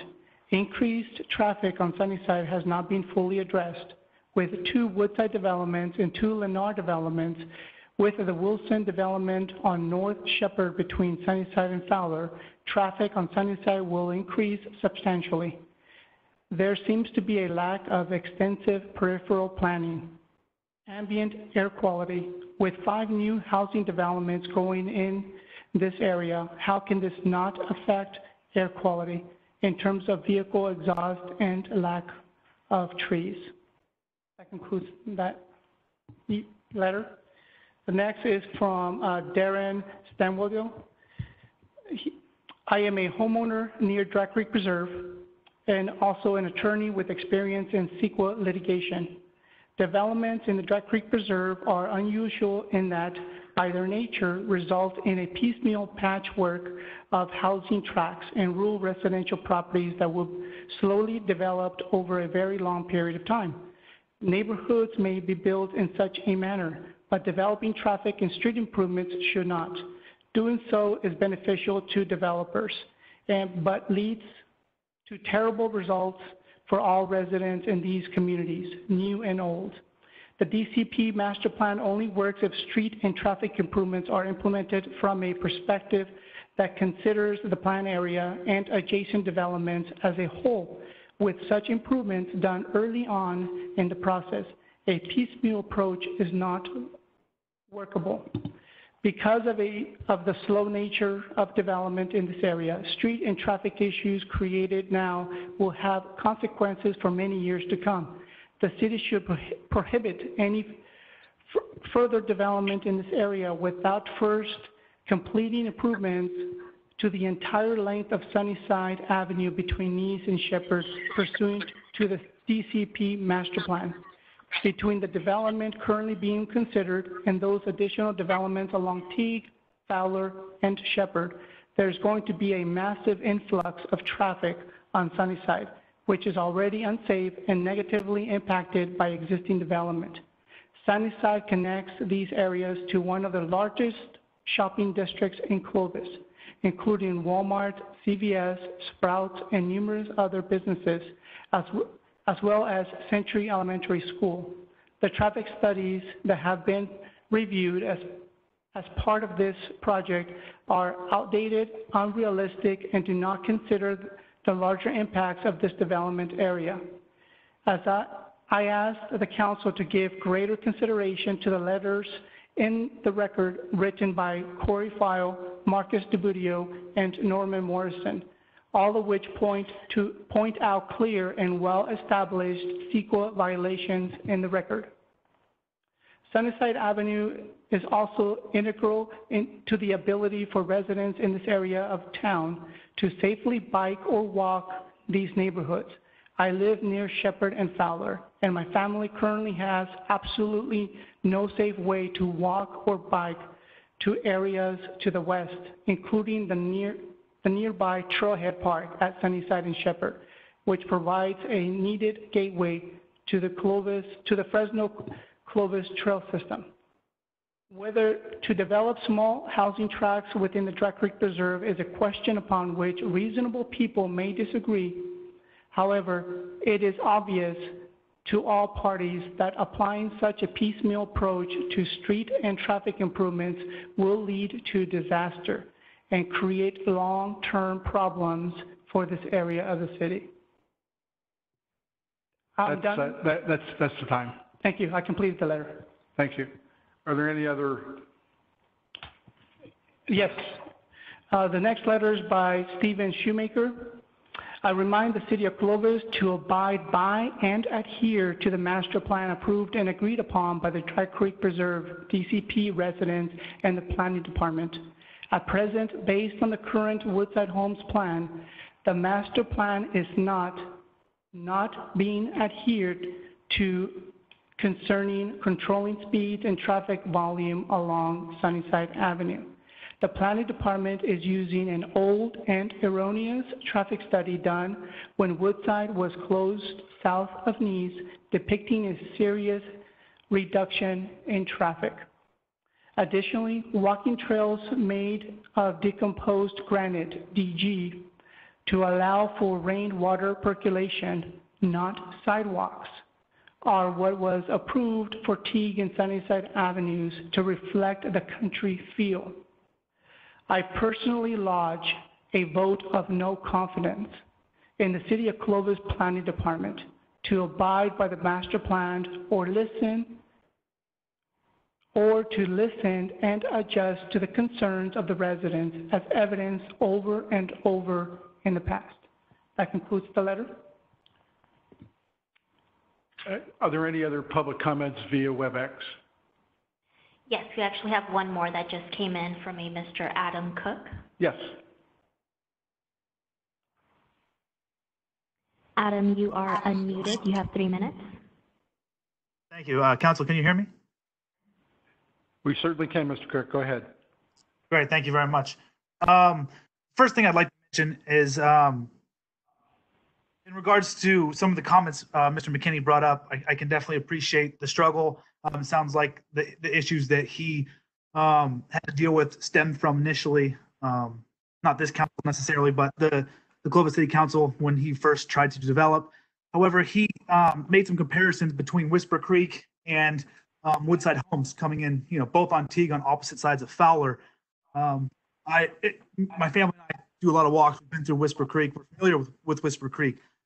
The homes that Woodside is developing are nothing like Whisper Creek. Whisper Creek are 3/4 acre lots. They're huge lots, and there's one section of them. So to compare, how life is living across from Whisper Creek to how life's going to be living next to and in front of home developments, they're not comparable. The 2.3 units per acre is not the same as the 3/4 acre lots that are in Whisper Creek. So there's going to be some major differences there. One of the issues that was brought up by Mr. DePudio, the path, I don't know if George still has handy kind of that overall map of the Dry Creek Preserve, if there's a way to put that back on the screen. Thanks, George. Sorry about that. So while he's pulling that up, just kind of the disjointedness of kind of some of the pathways.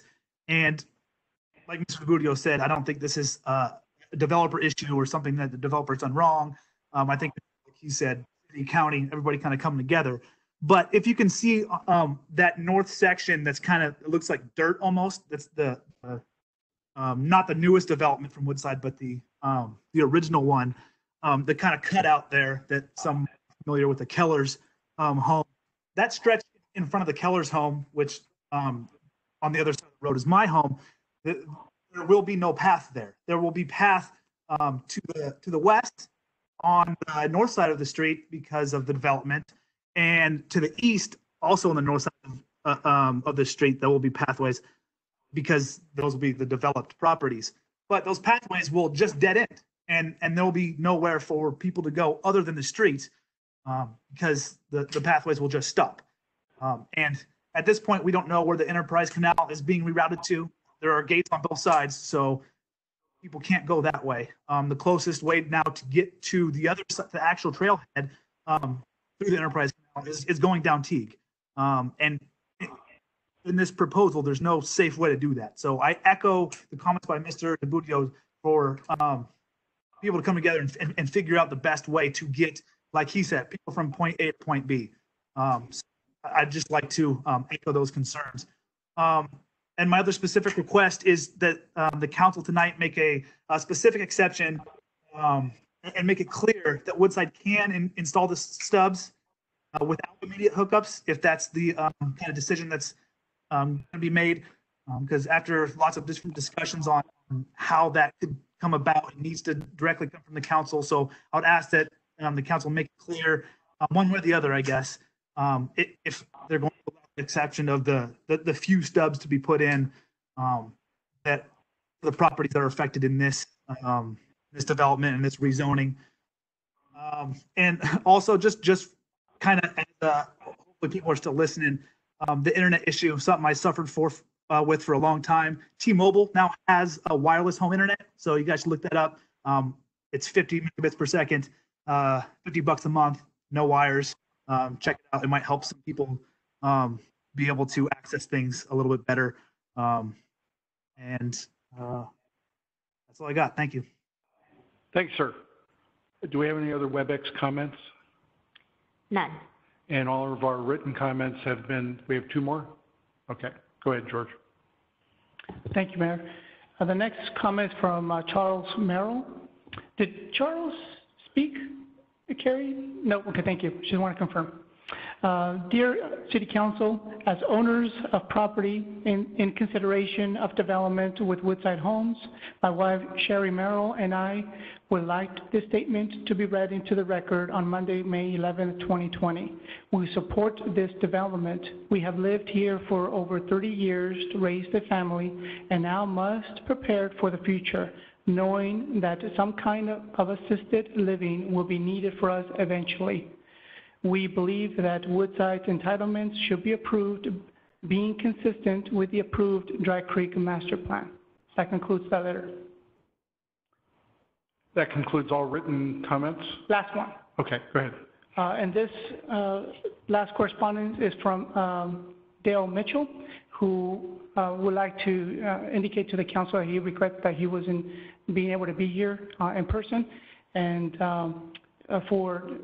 due to the current COVID situation and for family health concerns, he needed to stay home. However, he did indicate that he's available by phone if the council would like to speak with him. Thank you for the opportunity to provide comments regarding the subject agenda item. As you are aware, I have personally had long involvement with the Dry Creek Preserve, DCP, Neighborhood Committee, working in partnership with Clovis and Fresno County on the 12-year development and adoption of the current Dry Creek Preserve Master Plan. As the owner of an 8+ acre land parcel directly abutting the west side of Sunnyside Avenue, I am also personally interested in the subject project to the extent it could affect my property and the adjoining roadway. I am confident that you will recall in 2016 when your Planning Commission directed Woodside Homes to work closely with the DCP residents and the Neighborhood Committee during the last 4 years of our lengthy master planning efforts. Woodside responded positively, becoming a full and attentive partner with the neighborhood and city in those planning efforts. They have remained engaged with us after the master plan's adoption and have shown faithful commitment to the plan's agreed goals and directives. In doing so, they have earned the appreciation and trust of most DCP residents. I believe Woodside's subject project proposal further reflects the commitment and adherence to the master plan. In the master plan, I believe we devised a tool which provides an effective blueprint for the DCP's future land use that is workable for the neighborhood overall and also meets the needs of those owners who desire to either sell or develop the property. The plan includes two very important development standards. One, a ceiling on new home development at maximum 2.3 residential units per acre, and two, a requirement that new residential subdivisions would only be allowed for individual or combined properties of 10 acres in size or larger. These standards were included specifically to preserve and protect as much as possible of the DCP's intact open space, agriculture, peace and quiet, wildlife, and rural environment. Those DCP attributes were called out and recognized as principal areas assets in the Hernan Shepherd specific plan and all other land use plans for the area. They are the principal reason why a very high percentage of present owners chose the DCP as the location for their residence. In reviewing the staff report and descriptions provided for track 6284, I believe the proposed project is fully consistent with the master plan's standards and will assist in implementing the plan's land use guidelines. Therefore, I wish to express my personal support of the proposed development. Woodside has also agreed to make needed improvements to Teague Avenue in the reach west of the proposed project outside the project boundaries. I understand that those added road improvements are needed to enable Fresno County to provide badly needed traffic calming features at the Sunnyside Teague intersection, which could otherwise not be provided. I believe those road improvements will go a long way towards resolving pre-existing and post-project traffic conditions on Sunnyside Avenue. Sunnyside traffic has become an issue recently, giving the potential for numerous new developments along and north of Shepherd Avenue to increase north-south traffic on all area roads. A traffic calming feature at the Teague-Sunnyside intersection will interrupt the long straight racetrack, which now exists on Sunnyside, a collector road. And as such, it will encourage through traffic to utilize other arterial roadways that are most suitably designed for heavy traffic loads, such as Willow, Clovis, Fowler, Minnewawa, and Teague Avenue. That redirection of through traffic is called out as a specific traffic circulation goal in the DCP master plan. In summary, I wish to express my support for the proposed project and encourage your council to approve TN 6284. I believe the project is well designed and consistent with the adopted master plan. To fail to support such a fully conforming project now would essentially be a revisit of the master plan itself, which took so much effort by all parties in order to reach agreement. So far, only Granville Homes and Woodside Homes have shown interest in development at such reduced densities. I much prefer to see development of conforming projects like theirs, rather than to face the possibility of non-conforming, i.e. denser projects being proposed under what would certainly be a contentious general plan amendments. The low density standards are, in my opinion, necessary to preserve the DCP area's rural character. Thank you again for this opportunity to provide my comments. If you have any questions, please do not hesitate to contact me by telephone or text at the contact points below. This concludes the letter. Thank you. And that concludes all the written correspondence? Yes. Did we pick up any other WebEx? No. Okay, I will close public comments and come back to council for discussion or for action. If I may, Mayor. I'm sorry, Vaughn.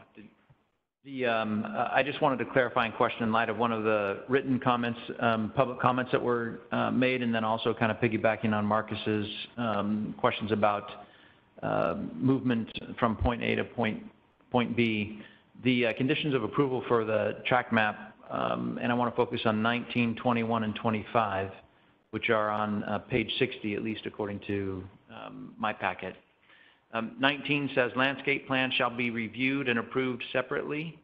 by the Landscape Review Committee for tree and landscape type and location. Number 21 says, Teague Avenue shall have a 14-foot landscape pedestrian setback with a 4-foot parkway, 5-foot sidewalk, and 5-foot landscape setback.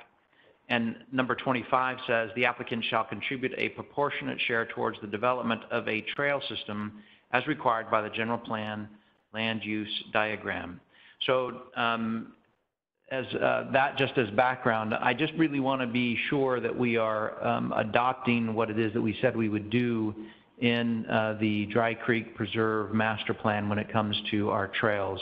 I don't think what was envisioned was just some more sidewalks on Teague Avenue. The idea was that it kind of has a bit of a rural feel. I mean, there was even some comments related to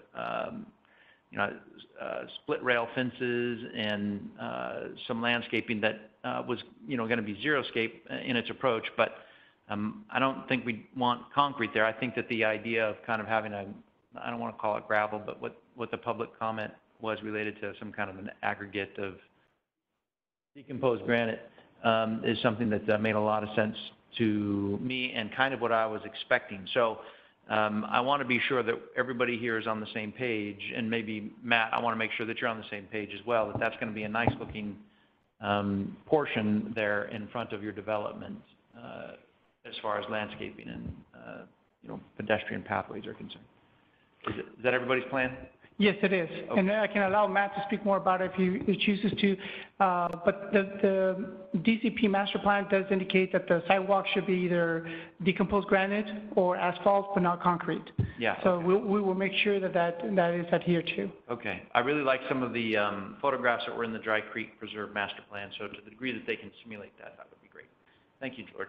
I had no further comments, Mayor. Long, did you have something? Yeah.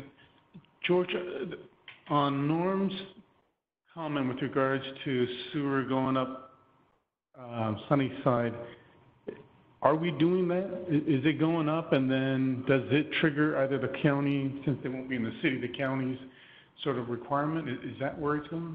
Mr. Morrison is referring to the improvements going on Sunnyside Avenue between the fire apparatus access road and East Avenue, that portion there. Just that portion? Yes, where the utilities will go under the road there. However, there's no concern with, the requirement of the city, the property owners adjacent to that street to connect for multiple reasons. And one is, per our city policy, we don't allow rural residential properties to connect to city infrastructure because those properties are staying in the county. That road is staying in the county. So therefore, there's no concern about that. If for some reason, and also the county is not going to require their own county residents to connect to a city's infrastructure. And three, if they do need to connect, they need to submit an application through staff, planning staff, to work with the Fresno Local Agency Formation Commission in case they need a connection for emergency purposes. Okay. And then with regards to the stub outs, if there weren't stub outs and they just made it regularly without this exception, then when the residents connect, they would actually pave to do the stub out and then connect? So it'll be an extra cost? They will have to do it on their own, so they will break up the street again. Okay. And so what Woodside is doing is they're providing those for those residents out from their cost? Right. Okay. All right. And let me see. On the track map, let me just see what page. Well, I only saw it in the mitigating negative deck. Quincy, it has a circle. We made it into a circle. Any thought of keeping that where it can be a potential street that goes to Fowler if anything should develop? Because that's my only question with the track map. Because we made it where on the south side, we kept it where potentially it can connect to the south. I guess with the access, EVA, potentially it can be an access to Sunnyside. But on Fowler, that street has a circle instead of making it where it potentially can connect. I mean, any thought on that, why we closed that off or why we did that? I believe Mr. Smith also wants to weigh in on that. Go ahead, Matt. Thank you, Vaughn. Good question. So what we're willing to do on that is we had talked about it. I don't know that it got reflected here, but we'd be willing to make it a condition, is to make the very end of that bulb not private property, not part of those people's lots, so that if development came through, you could open it right up and you could have traffic go out to Fowler. That's another nice part about the master plan, which calls out, when possible, direct traffic towards Fowler. Mm-hmm. That would be a nice way to open that up. And so we'd be willing to, if it was approved on the condition of giving enough space in there away from the private property such that a road could continue through if that area were developed. We'd already talked to them about development to try to get it out to Fowler. They weren't interested at the time, but they could be interested in the future, and we'd be willing to do that. So, yeah, I think that's a great option to keep open, because I think that kind of goes with the theme of directing traffic to Fowler. And so I don't know if that needs to be put in anywhere in the conditions, but and if the other council members support, I think that would be something. I'm not sure if Mike Harrison wants to add to that point in terms of the feasibility of that, or adding that as a motion. But you can add it as a condition as a council. And I appreciate Councilman Whalen's, speaking with regards to trails and connectivity and traffic, because as I got onto the council, the philosophy or the policy of development pays its way. Those sidewalks, like you said, Marcus, they won't connect, and they cannot connect until they develop. And then the question is, well, why don't we connect and then plan together? Then it comes to, then who pays? Does the city pay? Are we paying? Is the county going to pay? Are the residents going to pay? Because the developer pays puts it into the pot. So that's sort of the big issue. And if you drive, sometimes in the southeast, you still have a resident who still has a dirt, frontage because they didn't develop yet. But we all have trails, and right there, you have to go back into the street. And it's always been the policy, and I think it's been a good policy of councils prior to me getting on to have development pay for that. And our job is just to have it in the plan as we do, and to make it according to the plan when it comes. And I think that as residents who live there and will use it, that's always sort of that gamble of, if we had unlimited income, I think we would just build it all out right now. So that way, as development comes, you already seen traffic smooth and sidewalks and lights, but it's just because of cost, we just can't do that. So, and then I've understood it much more. With regards to the issue of the EVA, I'm comfortable with it because there's still an opportunity for the public to weigh in if and when it becomes a street. And so, because of what it is currently. And so I appreciate Matt and Woodside working with the neighbors, getting the 100%, even though that's the next item, but getting the 100% buy-in, and then also adhering to the master plan, which took us a long time to get to. I think that's very important. And in the middle of all this, I think it was good to hear from the property owners who actually want to move into the direction of what the master plan has afforded, because your rights are also important in that you want to develop it in whatever way we allow it to. And I think that voice sometimes gets lost because it seems like, you're leaving it and moving someplace else, and it's those who get to live with what you leave behind or a developer leaves behind. But that right, we have to recognize that, and we have to honor that if it's your time and your decision to do it according to what we say is the plan to do it, then we need to help you get to your finish line at the same time while working with all the other property owners. That's just a couple comments I had. So. Councilmember Flores? Well, Wong stole a little my thunder, because what Marcus was saying earlier, Mr. DeBrudio, regarding the trails. And I just wanted to make it clear that, as an example, Teague, because of this development, other developments, and what already exists, it will be a hodgepodge of trails along that road. What is new development will have the sidewalks, will have the trails, but what is existing will be what is existing, unless the property owners assist the county and the city with uniting what is being built. But that's a significant cost to the current property owners. So Juan was I think, illustrating that, unless there's a concerted effort by the people who live along Teague to unify the look, to unify what develops there, it won't happen, because like Juan said, we can give example after example where in Fresno and Clovis, where new development and where the city has met the county, it never happens. And so is there opportunity for it to happen? Of course there is. We're a city that we try to find solutions for that kind of infrastructure to be built, either through grants or some other way of finding a way. Especially, once upon a time there was safe paths to schools, other methods for financing those things. So we'll find solutions, but unless we get together, like Mr. DeBrudio was saying, and do something affirmative, it will be a hodgepodge of a look along Teague if we don't get together. So I just want everybody to know that's what's going to develop if we don't get together. Lynn, do you have anything?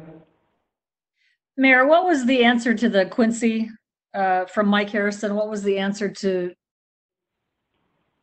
We're gonna put that as part of the conditions, or the proposal. When it's done, that'll be part of the conditions. So Mike indicated that was an engineeringly feasible prospect? That's correct. All right. I think sitting at the back of the room. All right, thank you. So I guess on that particular point, I'm not a huge fan of planning by council, but if there's an existing condition where it could fit in there as an option, there may be some calculations.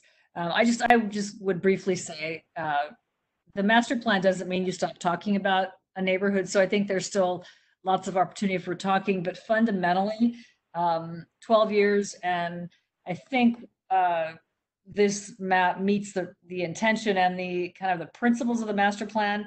So I am in favor of moving the plan forward tonight, respectfully of people's concerns, all yet to be continued to talk about and worked out as we move along. Thank you, Lynn. Just in closing for myself, when Bong and I came on the council 2.5 years ago, this was a very contentious issue.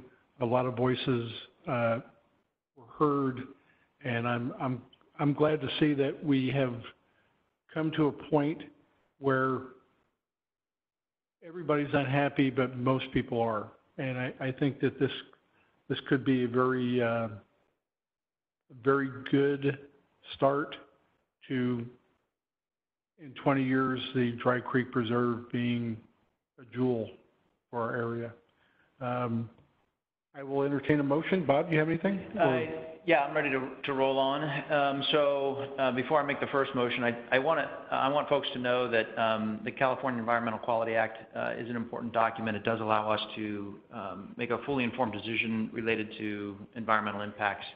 There is an opportunity that's available for a finding of a mitigated negative declaration, which I think is appropriate under these circumstances. However, comments have been made that are from the public that I just want you to know you're not speaking into a vacuum. I mean, we hear you, and I think in many respects the county has heard you, and that's one of the reasons for the calming traffic measure that they're going to be taking there at Sunnyside and Teague. So I guess I'm prefacing this motion with those comments.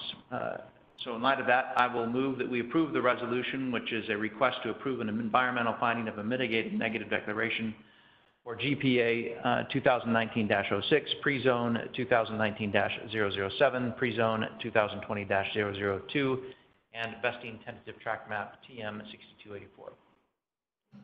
I'll second. We have a motion and a second. Will the clerk call roll, please? For item number 4, we have a motion by Councilmember Whalen, seconded by Councilmember Flores. Councilmember Ashbeck. Aye. Councilmember Flores. Aye. Councilmember Mwanatua. Aye. Councilmember Whalen. Aye. Mayor Bessinger. Aye.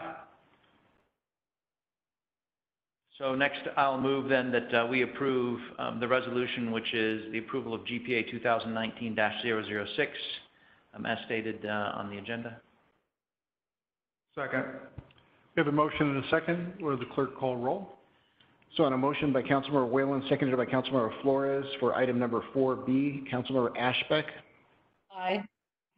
Councilmember Flores. Aye. Councilmember Mwanatua. Aye. Councilmember Whalen. Aye. Mayor Bessinger. Aye.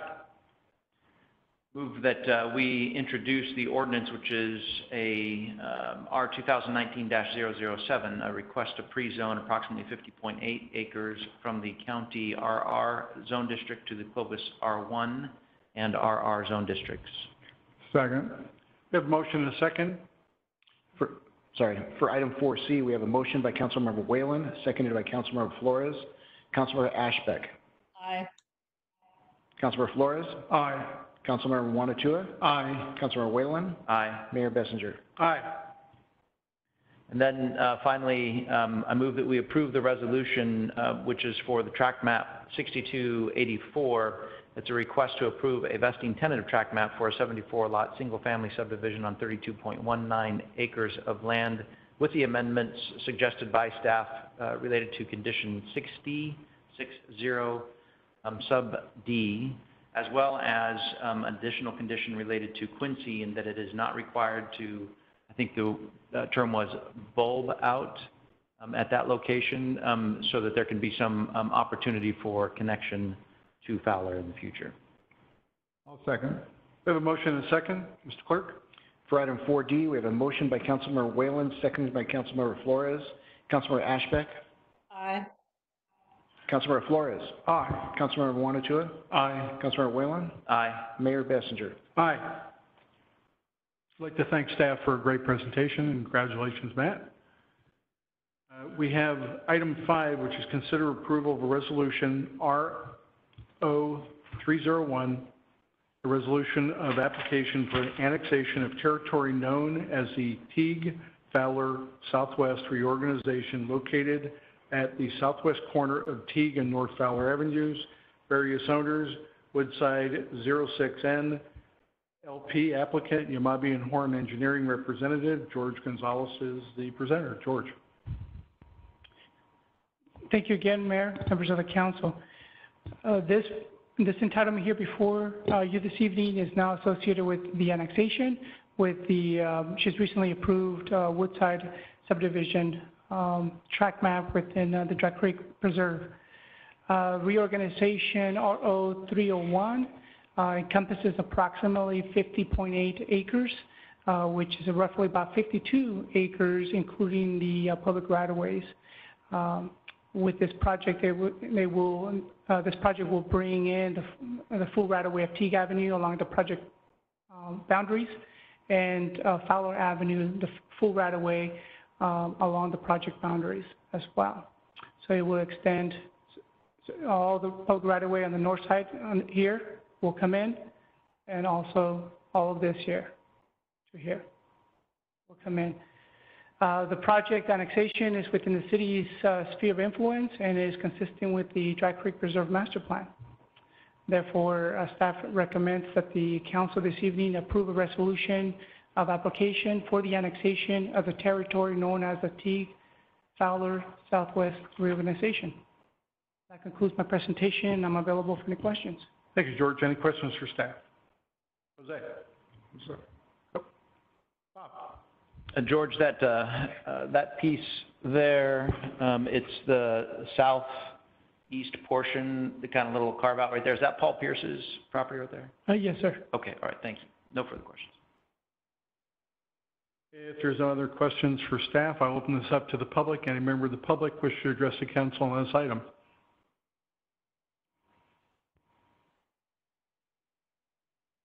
Thank you, City Council members. Matt Smith with Woodside Homes, 9 River Park Place, Suite East, Suite 430 in Fresno, California. Thank you for your previous approval, and likewise, we appreciate staff's work on the annexation and would request for approval.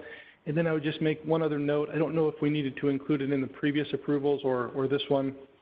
If Adam Cook is still listening, I had told him specifically that I would make the request for him to be stubbed out, and I just wasn't sure if we got to the resolution on that issue about stubbing out the homeowners. So I thought we did, but I thought I'd just bring that up while I was up and available for any comments. George, we did come to fruition on that subject, correct? Yes, with the approval of the project, the council did, but you may revisit it if you like and formally put that on the record. Thank you. Any other member of the public wish to address the board and council on this item? Any member on the web wish to address the council on this item? None. Do we have any written comments? We have no written comments, so I will close public comments on this item and come to the council for action.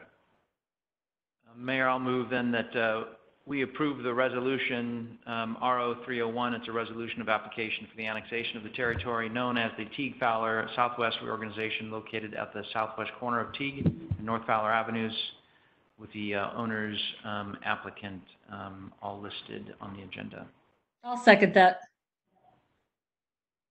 Well played, Lynn. Thank you. We have a motion and a second. If the clerk would call roll, please. For item number 5, we have a motion by Councilmember Whalen, seconded by Councilmember Ashbeck. Councilmember Ashbeck. Aye. Councilmember Flores. Aye. Councilmember Wanatua. Aye. Councilmember Whalen. Aye. Mayor Bessinger. Aye. Item 6, consider approval of a resolution adoption of the City of Clovis 2020-21 Annual Action Plan for expenditure of Community Development Block Grant CDBG funds and amending the 2019-20 Annual Action Plan to include expenditure of CDBG CV funds and amending the fiscal year 2019-20 Housing and Community Development budget to increase the funds by $441,214. And Andy Hensler is our presenter. Andy. Good evening, Mayor and members of the City Council. Tonight we're going to be reviewing the 2020-21 Community Development Block Grant Action Plan, as well as amending the 2019-20 Annual Action Plan for use of CDBG CV funds, which stands for COVID, and amending the 1920 Housing and Community Development Block Grant budget to increase the funds by $441,214. Keep going. All right, there, very good. So there's a quick primer on CDBG. CDBG is a federal program that provides funding on a formula basis to the city annually. The projects that these funds must benefit low to moderate income persons. They also can eliminate slum and blight and meet an urgent need. In order to qualify, it has to benefit a low to moderate income person. Next slide. These are areas in Clovis that geographically qualify for the use of these funds. They change annually based on census data and HUD data. Next slide. Some eligible activities include infrastructure, public facilities, and the list there, but there's a wide variety of things that these funds can be used for. Next slide. Every year, the city is required to develop an action plan. We coordinate with the City of Clovis leadership and departments. We review how past projects are going. We encourage citizen participation with several outreach meetings, as well as notices in the paper and social media. And then we engage stakeholders, nonprofits in town. This year, we are focused on our priorities that were listed in our 5-year plan for these funds. We're focusing on ADA, some street and alley improvements, code enforcement, and housing rehabilitation. And these were developed really before the COVID crisis hit. Next slide. That resulted in $750,000 plus $122,000 of savings being allocated into these projects: housing rehabilitation, some alley reconstructions, microenterprise, which supports low-income entrepreneurs at our commercial kitchen, area-based policing, and administration. So that is for the 2020-21 allocation of funds, which complies with CDBG's typical regulations. HUD, through the CARES Act, released a special allotment of funds that the city got an allocation of $441,000 of. The rules are different for these funds. They have to be spent on COVID-related expenses that the city is dealing with, and it has to be to benefit low to moderate income persons or assumed so. So we started looking at the guidance. It was incredibly difficult to understand how it was being rolled out because it was extremely rapid. But HUD has also mandated that we spend these funds rapidly. So how do we get to an idea of how we should spend these funds? We observed needs in our community. We analyzed the allowable expenses in the program and consulted HUD directly. And we analyzed capacity to implement programs going forward. Doing this well is critical. One of the benefits that I have in bringing to this is that I went through past CDBG stimulus funds through the last crisis, and understanding the importance of following their guidelines and implementing programs that could be done well is something that left an impression on me as I saw communities do different things in the past. So as far as, next slide, as far as looking at... Sorry, do different things and get rejected, or just be very creative and so you want to be very creative? So in the past, HUD doesn't provide a whole lot of guidance on if you can spend the money in a certain way or not. They say, here's the regulations, you can try something, but we may come back and audit you, and that could be detrimental to your organization. So you have to make sure you're doing things beyond right going into using these funds, which can limit your creativity. I'm not trying to be political, but would you find that the current HUD environment is one that would be more welcoming to creativity than the one that was in the former administration? It's been about the same. Okay, thank you. Yeah. I think a lot of it is legislative that they're dealing with. So just this last week, last Monday, we spoke about impacts of COVID in our community. And when we were assessing what the real needs in the community were, and one thing we noticed is that one of the highest impacts at the unemployment rate was to the food and beverage category. I believe it's about 76%. So we saw a huge need where people were losing their jobs in that industry, and that's a reflection of restaurants that were incredibly struggling during this time. So we had that on the plate. How do we figure out how to use these funds to help those? There are other categories of folks that need help, no doubt. And then next slide.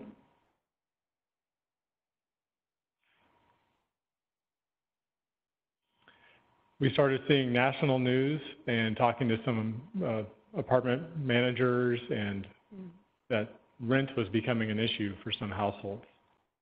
And we're not sure exactly what that looks like for Clovis yet. It's a little soon, but we see that coming up as an issue. So that was another need we were thinking through. How do we help our community during this time with this relatively small amount of money? As you remember, we had payrolls in excess of $111 million, $117 million per week as a community. So the $440,000 isn't exactly going to address that issue. Next slide. So we came up with two programs. First, I want to state that I'm incredibly happy and proud to work with the team here at Clovis that got super creative. Some of our initial ideas on how to use this funding to directly impact businesses were rejected by HUD. They told us that they weren't going to work. So with the priority of helping households, helping people that had a need, as well as helping businesses, we came up with a Meals on Wheels program. This program would allocate $241,000 and provide meals from restaurants that the city would pay for with these funds to seniors that are or should not be leaving their homes during the COVID crisis. This would provide 1 meal per week initially. We'd like to expand it, and 10,000 meals total over a 5 to 6 week time frame. And we get to use senior center staff and recreation staff and be able to pay for their time with those funds. We'd also have partnerships with local restaurants. We have 30 restaurants that have expressed an interest right now, and community groups will be volunteering to help us maximize the funds. One thing I want to add on that program, the state did roll out a program that they had talked about quite a bit, the Great Plates program. That would require the County of Fresno to participate, and we were notified that they are not. So we were able to step up and still provide something. The second program is partnering with the Community Housing Council to provide housing counseling to residents who are struggling on how to work out either foreclosure or facing eviction. The initial step would be for households to go and get counseled on how to negotiate with their property owner or with the bank on how to address any kind of shortfall they have in paying rent or their mortgage. We had a lot of success with this last time when we had a housing crisis. We worked with the Community Housing Council to do this. So we would provide funding for that counseling, and then also relatively a small amount to help make up for any gap that there is that the landlord needs or the mortgage company needs and the household can't pay. This would help the landlords as well as the banks stay viable as well. We see this as it's limited to 3 months under HUD guidelines, and we see this as a bridge to potentially doing the voucher program that council considered applying for, which we have about a month ago. Next slide.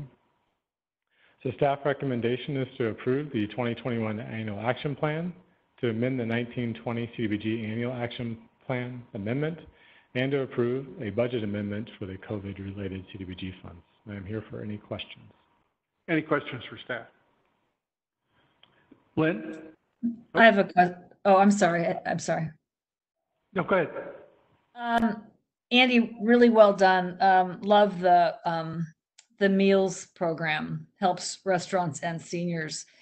Any thought given to business support, or is a category of help business support in those particular geographies that you showed on the map? And if so, could you just describe what that conversation was about, and how I know there's only $400,000, so I get that, but just any conversation about how to support businesses in those same areas? Yeah, we initially, my idea was to develop a grant or loan program with these funds and try to cobble together additional funds. But HUD put so many restrictions on the businesses we could actually help that it severely diminished the benefit to the community. What kind of limitations were they? Just out of curiosity. For instance, if a business had any kind of federal assistance otherwise, such as a SBA loan, PPP, SBA grant, any other programs, they would not be able to apply. I see. You also were dealing with issues of having to benefit low to moderate income households and or business owners, and calculating that would have had to have been based on past income, not on current income. So we started questioning really fast, how many businesses could we help? And we didn't want to provide a false sense of hope to businesses with all the restrictions in place, let alone the paperwork that would be necessary for them to track. It would not be easy. Thank you. That helps. Thank you. Vaughn, did you have something? Andy, I know that you're going to talk about the Meals on Wheels program and the emergency housing in the next item, but I'm just going to go ahead and ask the questions now since they're all kind of related. So yeah, that's completely fine for us to go through the program details at this point and then conclude that as the next item with me. Mayor, would that be okay since those details? I think it'd be cleaner. Why don't we do the Meals on Wheels in item 7, just so we're kind of not freelancing. Any other questions on item 6? We'll open this to the public. Bob, you had something. Actually, I did have a question, but I'm confused about what I should ask. So Mayor, tell me if this is an inappropriate question, but on the program that is the related to, I can't remember what you call it, the emergency housing payments program, right? How are we going to score who gets the money?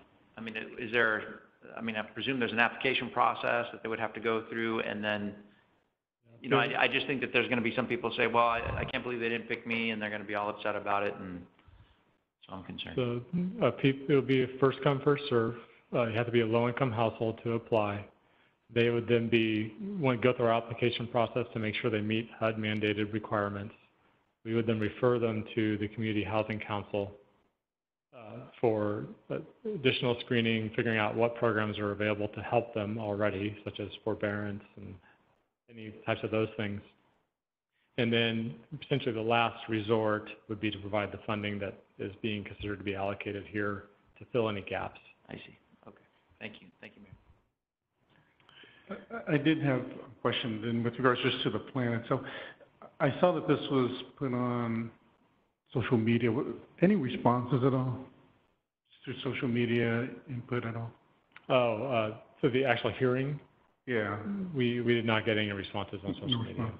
And then I think I don't know if it was last year. I'll take that back. We did get one question. I believe it was from someone in the press asking some details about the allocation of funding. Okay.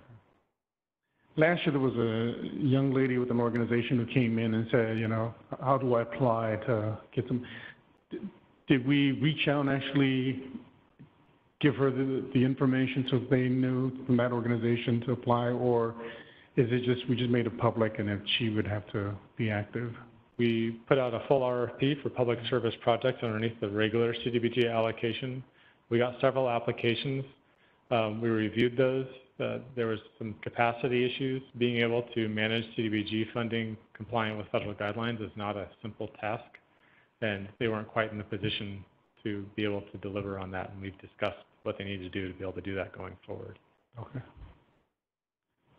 That was it just for this portion. I'll open this up for members of the public. Does any member of the public in the council chambers wish to address council on this item? Seeing none, do we have anybody on WebEx? There are none. Mr. Clerk, do we have any written comments? There were none. Okay, I will close public comments and come back to the council for action on item 6.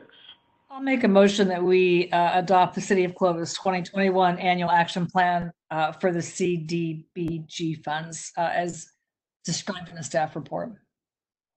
I'll second it.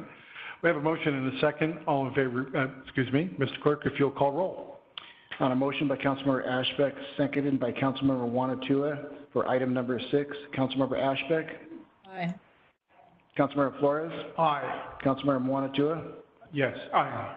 Councilmember Whalen. Aye. Mayor Bessinger. Aye. Item 7, consider approval of programs guidelines for City of Clovis Meals on Wheels program and emergency housing payments program. Andy. Good evening, Mayor, members of the council. Before you tonight are guidelines for the programs we just discussed. These are required to adopt for HUD and will be the rules of the program. We would like your consideration and approval of them tonight so we can get these programs implemented as soon as possible. That concludes my report. If you have any questions, I'm more than happy to discuss them. Well, if I knew it was going to be that short, I would have put it in with 6. Eddie, Bong, you had a question regarding this? With regards to the restaurants, Andy, are we, for the Meals on Wheels program, are we giving any consideration to family-owned versus a national chain? Any preference, any sort of weight, so that way we can actually help the Clovis-owned family small businesses or restaurants versus a big chain that COVID may or may not have affected them, and they may have been able to weather it. Is this something that HUD will allow and that we can do so that way we can really target the businesses, the restaurants that we help? The program does have to comply with federal procurement requirements, so we have some limits on any kind of focused targeting of businesses. That being said, so we have to offer it to every restaurant in town, and we're pursuing that. But the response, I think mostly because of the strong relationships our team has with restaurants in town, has probably about 2/3 or so, maybe more, I have a list here, has been locally owned restaurants. And when do we have to spend these funds by? Because a meal a week is not helping seniors much. So that's the initial commitment. We're hoping we can see it grow to more, but we'll see if we can find funding to do that. We expect this to last 5 to 6 weeks with the current funding available. We're also looking at being able to move funding between these two programs based on demand and monitoring that closely. So we don't just have one program that's not being utilized because there isn't a need and shift it back and forth as the need allows. And there's a potential for HUD to allocate more funds into this program or into this channel, which we could put funds into a program if it's working well. My other thought is, instead of bringing a cooked meal for one meal, you prepare 5 meals, deliver once, but then the senior can just reheat. You know, and so in other words, now we take care of them for a week, and maybe towards the end of the month where we know that's where their money's going to run out. You know, so it's strategic because, you know, if I'm on SSI, beginning of the month, I'm good. Middle of the month, I'm still okay. It's the end of the month. And so how do we get them through that last week? And so those are the things that I think makes it where we're strategic, we're creative, and we help people at their most vulnerable points. So yeah, that's definitely our intent, to help families or households that are at their vulnerable point.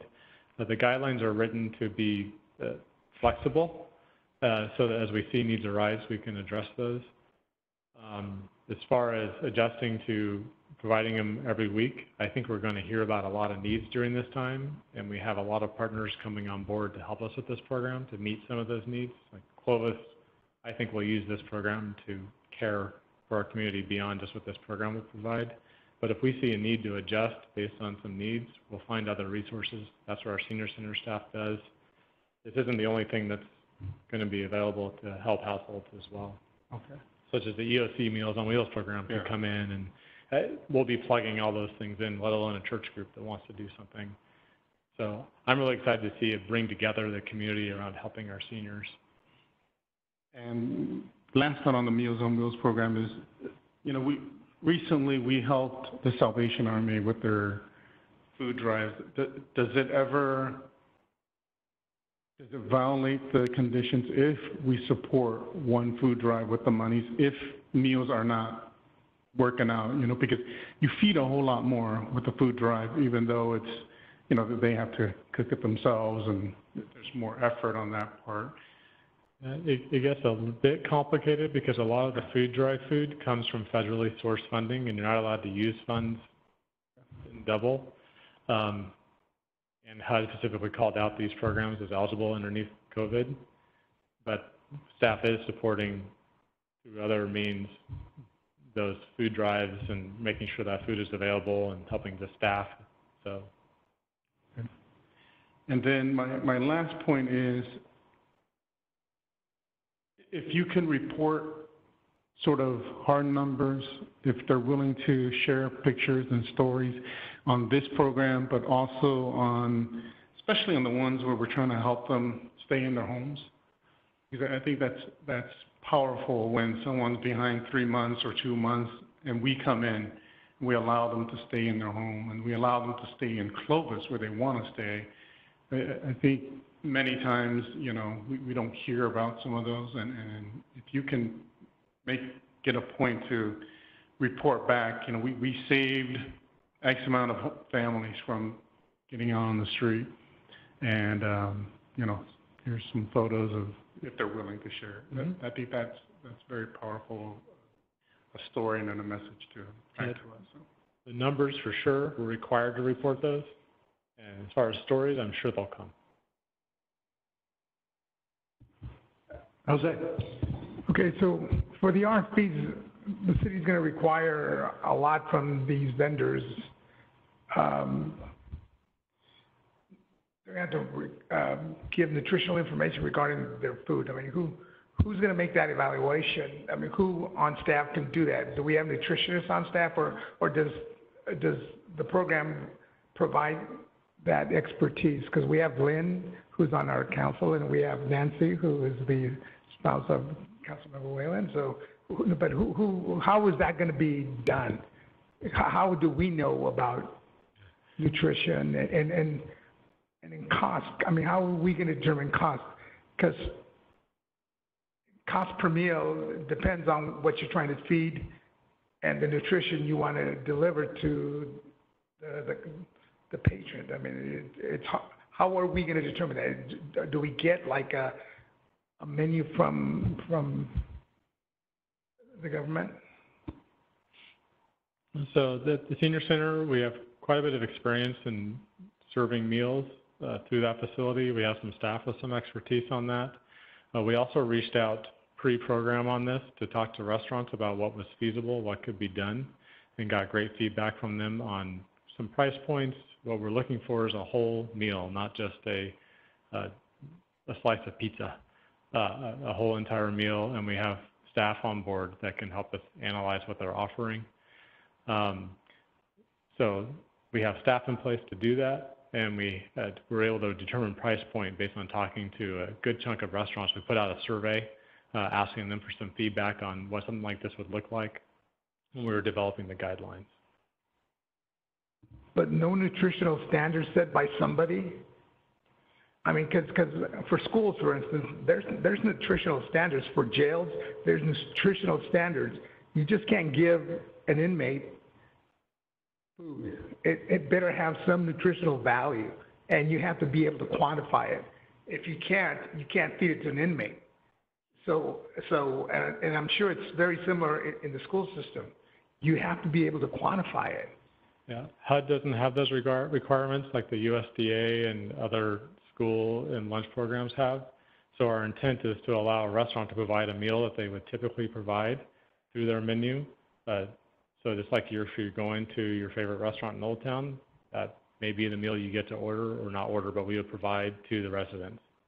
So it'd be a whole meal, not just a slice of pizza or something, but it isn't going to be measured against a national standard for nutrition. Bob? So, Andy, you just briefly touched upon the Great Plates program that the governor has suggested, and it's my understanding that there hasn't really been a lot of takers for that program for reasons that are, maybe multifaceted. And Fresno County certainly has said that they're not going to be participating, it sounds like. Does that create a path for us in order to receive some assistance, or are we precluded from receiving some assistance from the governor for Great Plates because we are a city and not a county? My understanding is that it would take the County of Fresno OES function to channel the money to the county and to run the program.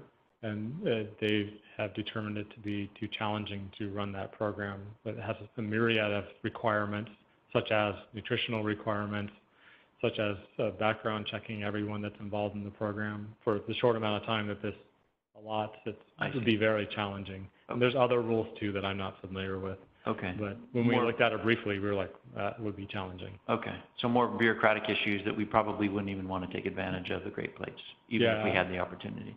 Yeah. Okay. All right. Thank you, Andy. Lynn, did you have anything?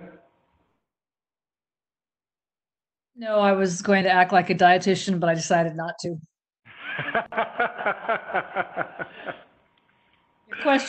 Your questions are good, Councilmember Flores, but so I just was going to say they are good, but it sounds like in the RFP, the restaurants provided that in their response.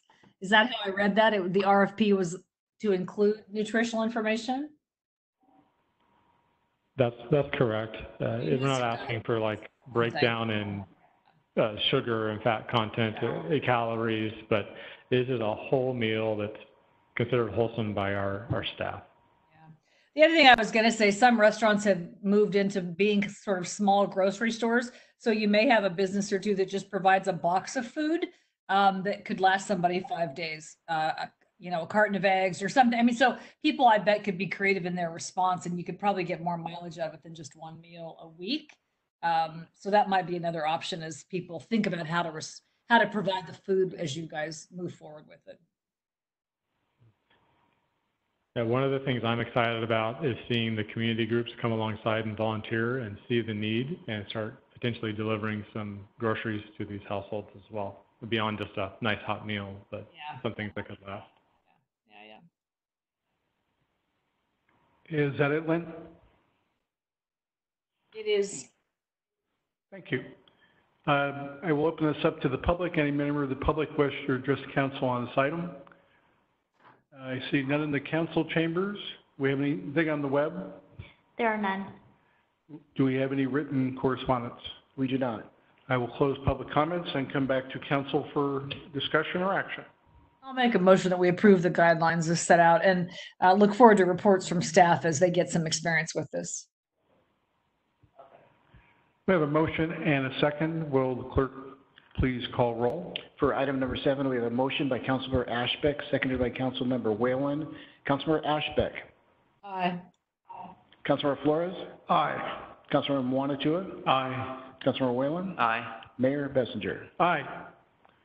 Item number 8, workshop for the City of Clovis to conduct a workshop to discuss the impact on ongoing city operations during the COVID-19 state of emergency as declared by the federal government, State of California, County of Fresno, and City of Clovis, and to explore actions the city may take in response to the crisis. And City Manager Luke Sopra is our presenter. Luke. Thank you, Mr. Mayor, members of the council. Tonight, we do not have any orders that were issued that need to be confirmed by council. Just a brief update. In the state, the confirmed cases continue to rise accordingly with the additional testing that's being done. As they ramp up testing, as expected, they're identifying more confirmed cases of COVID-19. Hospitalizations are relatively steady. They move up and down a little bit, but they seem to have plateaued, and the 7-day average of deaths appears to still be continuing slightly downward. So that's all good news. Locally, Fresno County is doing fairly well, really ramping up some testing, so the number of cases is going up. Hospitalizations remain relatively steady, a little bit of an uptick, but we don't know how long that's going to last. And the deaths continue to stay low, I think with 9 deaths in Fresno County since this emergency started. Some of the big news was last Thursday, the governor's office indicated that we were moving into stage 2 of the crisis. Stage 1 was just essential services, businesses being open under certain controls. Stage 2 is to gradually open other businesses, other lower risk businesses. It is going to be a phased approach. So technically we are in phase 1 of stage 1, which is the governor announced last week, opening retail to curbside, some general retail to curbside pickup only, opening some manufacturing and some logistics industries. The governor also released some guidance or criteria for counties that wanted to accelerate their opening, and that was eagerly anticipated. I know Fresno County was eager to open up as much as possible and to get the measures in place that would be necessary to allow them to do that. When the criteria was released, it is a pretty high hurdle, and at this time, it doesn't look like Fresno County is going to be able to meet that criteria to accelerate the stage 1 or stage 2 opening and move into phase 2 of stage 1, which would allow things like in-house dining restaurants or open general retail to in-store sales. So the county worked feverishly over the weekend trying to do what they could do, but at this point, I know they are trying to convince the state. There's much discussion between many counties in the state saying, hey, you set the bar too high, you need to give us a little bit lower standard to meet before we could accelerate the opening with proper social distancing and protection measures. Don't know how much help I don't know how much success they're going to have, but in the governor's speech today, he did indicate that even though we're just at phase 1 of stage 1 or stage 2, he is planning on the state moving on to phase 2 eventually. Tomorrow he'll be releasing some documents and guidance for restaurants for their eventual reopening when we hit phase 2 of stage 2. I'm sorry, it's confusing. But we're not there yet. So that's where things are at the state level. Again, we are operating in Clovis. We are actually preparing to open city offices a little bit more. We've been providing all services through appointments, through a web service, through telephone. When it's appropriate, we'll be opening some city offices, even though we will still be, much like the council meetings may be open, but we are still trying to get as many people as possible to engage us through the web and through the phones. We would do that with our actual day-to-day operations, but I think it's kind of a important signal to send as businesses start to open that we also open, and that when somebody walks up to the door, that the door is open. So we're moving there. We're not there yet this week. There's some criteria we need to meet, but we'll get there. So that's it for my report. I'm available for any questions. Any questions? Has the Fresno County Department of Public Health indicated they're going to drill down the numbers locally a little bit more fully? Because I really would like to know what our Clovis numbers are for hospitalizations and deaths, just so that I know how we are doing as a community. I can try to get that information. They're not publishing it readily. I know that when they first started publishing even the confirmed cases by jurisdiction, they let us know, for one, that when they say Clovis, it's a Clovis address. So it could be out in the county or the unincorporated area, but still a Clovis address.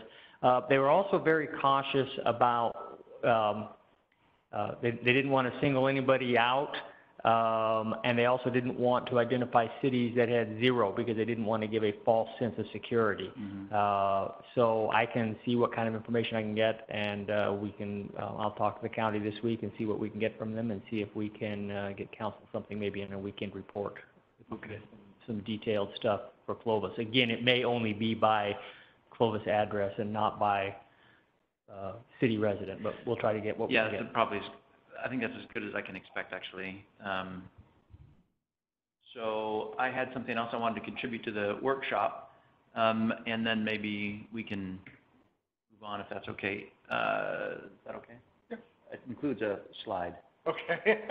So, I think that we're all really big on accountability in our council, and that we're always open to the idea that at some point perhaps maybe we have made an incorrect decision and we'd want to modify any decision that we've made should it have been incorrect. So kind of as a baseline for me, what was important is to know what the data said on May 5th, which was the day after we removed restrictions and made clear that the state and county had the primary enforcement responsibility for their orders. And so this map, which is just drawn from the Department of Public Health's map, I think that maybe you all have seen that, indicates that our infection rate, based on the new population numbers that came out from the Department of Finance, show that we have an infection rate that's listed at 0.0036081.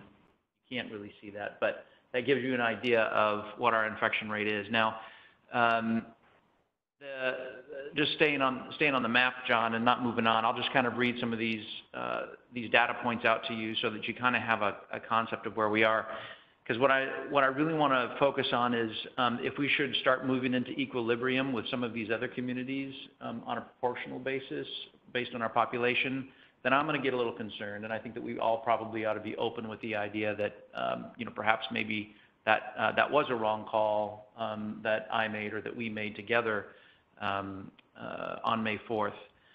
So if you see Fresno, if Fresno had the same rate of infection as Clovis, instead of having 375 cases, they would have 197 positive cases. They have 375. I'm going to reverse that too, just to help you understand that concept. If Clovis had the same rate as Fresno, we would have 82 cases instead of 43 cases. So we're certainly doing much better than Fresno at this point. I also added into this equation the three most populous cities in the county of Fresno. So if Sanger had the same rate of infection as Clovis, instead of having 52 cases, they would have 10 positive cases. If Clovis had the same rate of infection as Sanger, we would have 228 cases instead of 43 cases. Moving on to Reedley, if Reedley had the same rate of infection as Clovis, they would have 9 cases. As of May 5th, they had 35 cases. If Clovis had the same rate of infection as Reedley, we in Clovis would have 161 cases. And then finally, if Selma had the same rate of infection as Clovis, Selma would have 9 cases. Instead, they have 50 cases. If Clovis had the same rate of infection as Selma, we would have 244 cases. So there really is a huge disparity between what Clovis numbers look like and other communities, the other larger cities within the county of Fresno look like. I don't know why that is, frankly. It's a mystery to me. But I think for our purposes, it's important for us to note what those numbers were at the time that we removed our restrictions and made sure that primary enforcement was in the hands of the state and the county. So if we again start to see equilibrium taking place between these 4 largest communities in the county of Fresno, then I think we probably ought to know that a surge is taking place, and that we probably ought to reflect on what else, if anything, we can do, and perhaps maybe, if necessary, roll back into some further restrictions. So for me, this is our baseline. And if we start to move from that proportionately, obviously we're going to have more cases. I mean, that's, frankly, some of these numbers scare me if you look a little bit at what herd immunity means, because, I mean, it's probably a conversation for another day, but at some point, because we have so few positive cases in the city of Clovis, that may not be a good thing later on in the future. So anyway, I just wanted to point these numbers out, contribute that to this conversation for the workshop, so that we know what at least in my mind, what the baseline is, and we can make adjustments if we start to see that equilibrium take place. Well, I became a mathematician too. And unfortunately, that's a bad metric because it's positive cases. Right now, we are testing more often than we ever had in Fresno County. Therefore, guess what? We're going to have more positive cases. So that our denominator is going to go up. So what? That's not what counts. What counts is how many hospitalizations, how many of those hospitalized are in ICU, and then finally, tragically, how many are dying. Today, according to Fresno County statistics, Fresno County has 945 cases. 132 have ever been hospitalized, and 9 have died in Fresno County. With a population of almost 1 million people, as far as cases, it's 0.95 per thousand. As far as hospitalization, it's 0.13 per thousand of our population. And it's Fresno County deaths is 0.01 per thousand deaths. So there's been, of those that have been ill, that positive, 14% have been hospitalized. Only 14% of those, not the whole population, those people that have been ill, and only 1% have perished. So what we need to demand from the county is we want to know what our Clovis's hospitalization rates, what are our ICU rates, what are our death rates. Because the other thing, because we're going to count more and more and more positive rates. And guess what?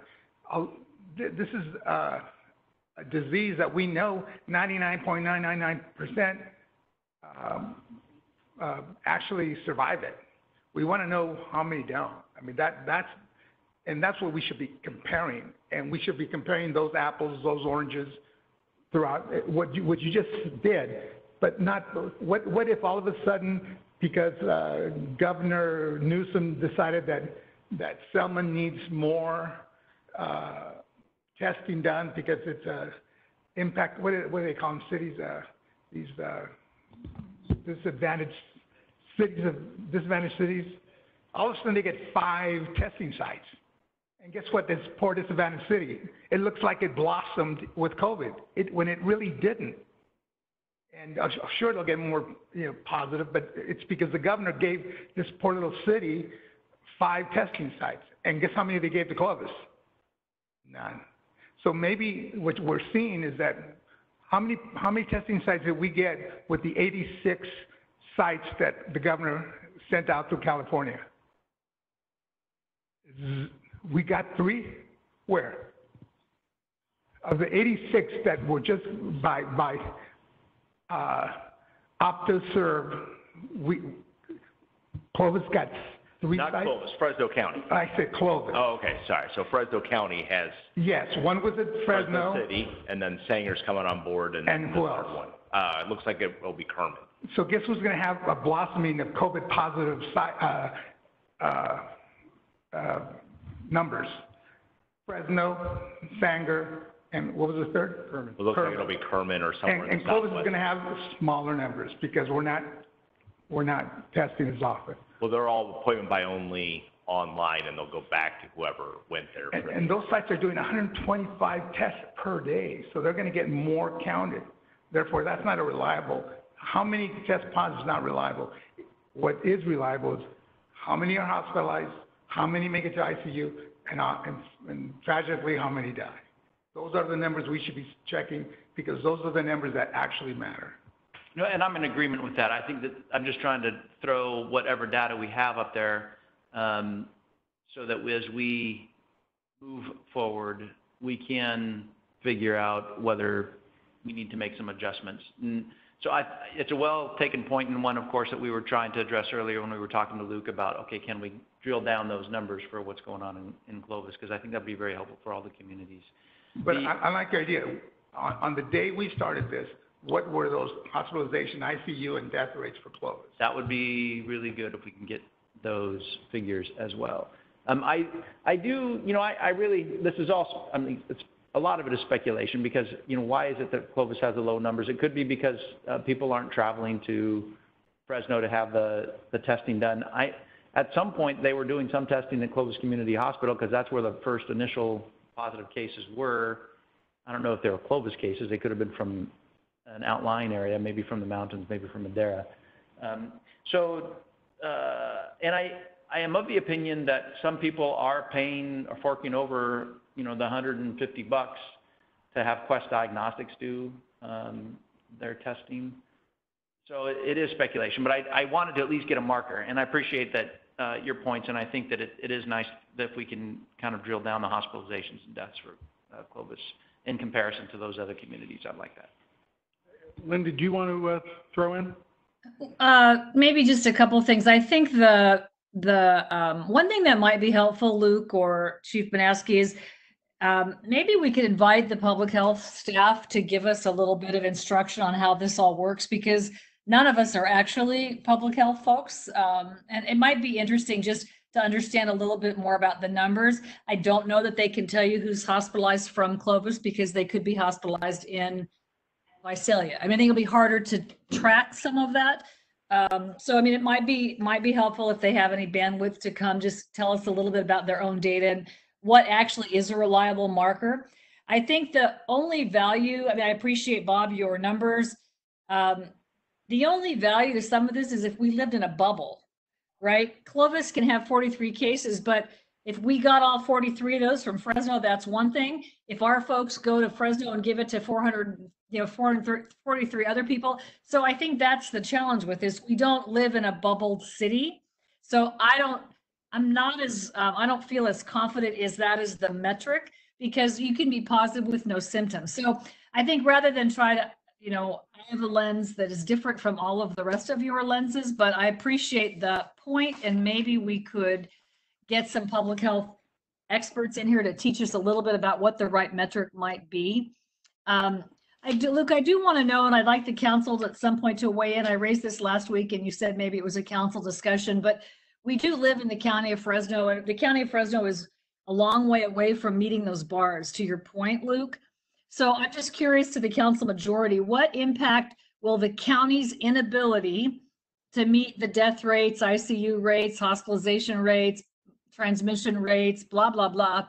They are not going to meet those standards. And I think the original order made reference to public health, county public health. So what is the impact of the county's inability to meet those benchmarks on Clovis's actions? I have a second question, but I'll just pause there. If there's any thought on that, or from the council majority, what you see, what impact you see having on the city of Clovis?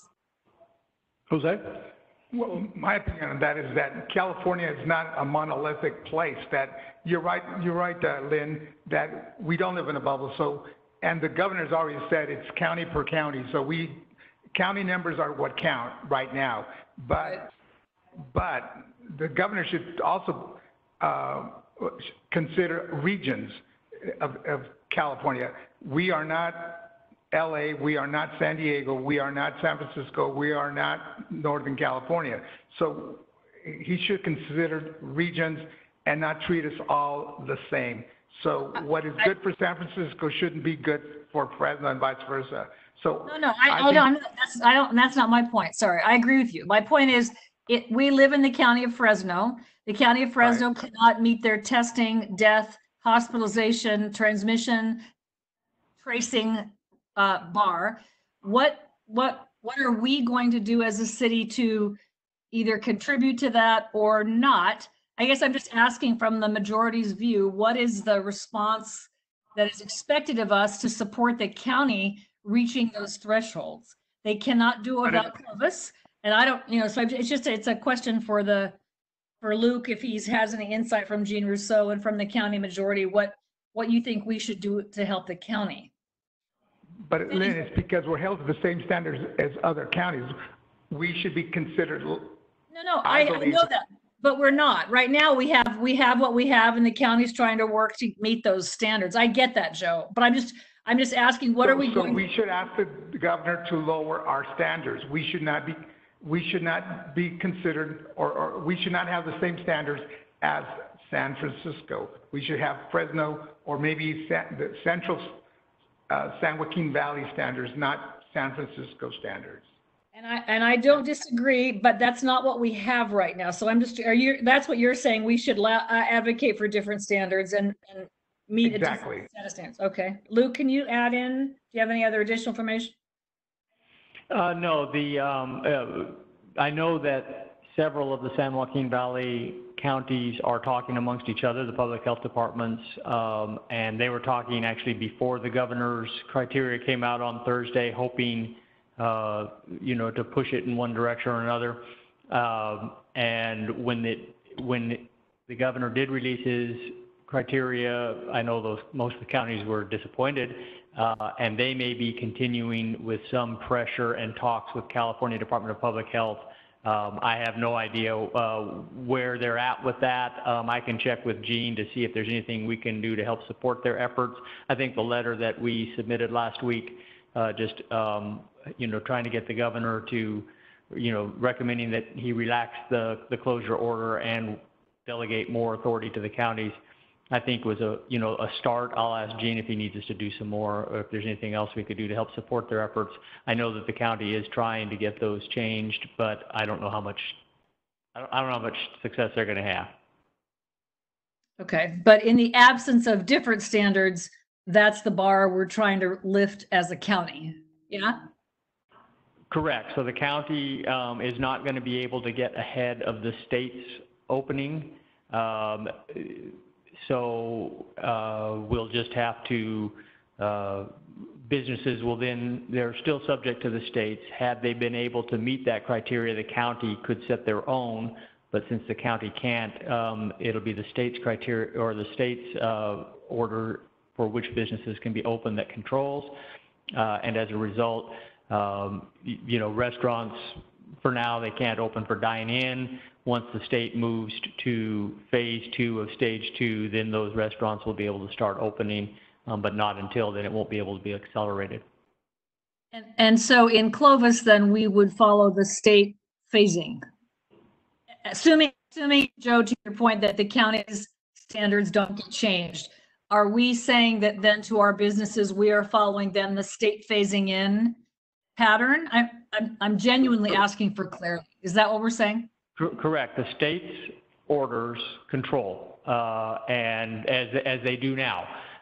We do not have any orders local, so the state's orders control as to what can and can't be open.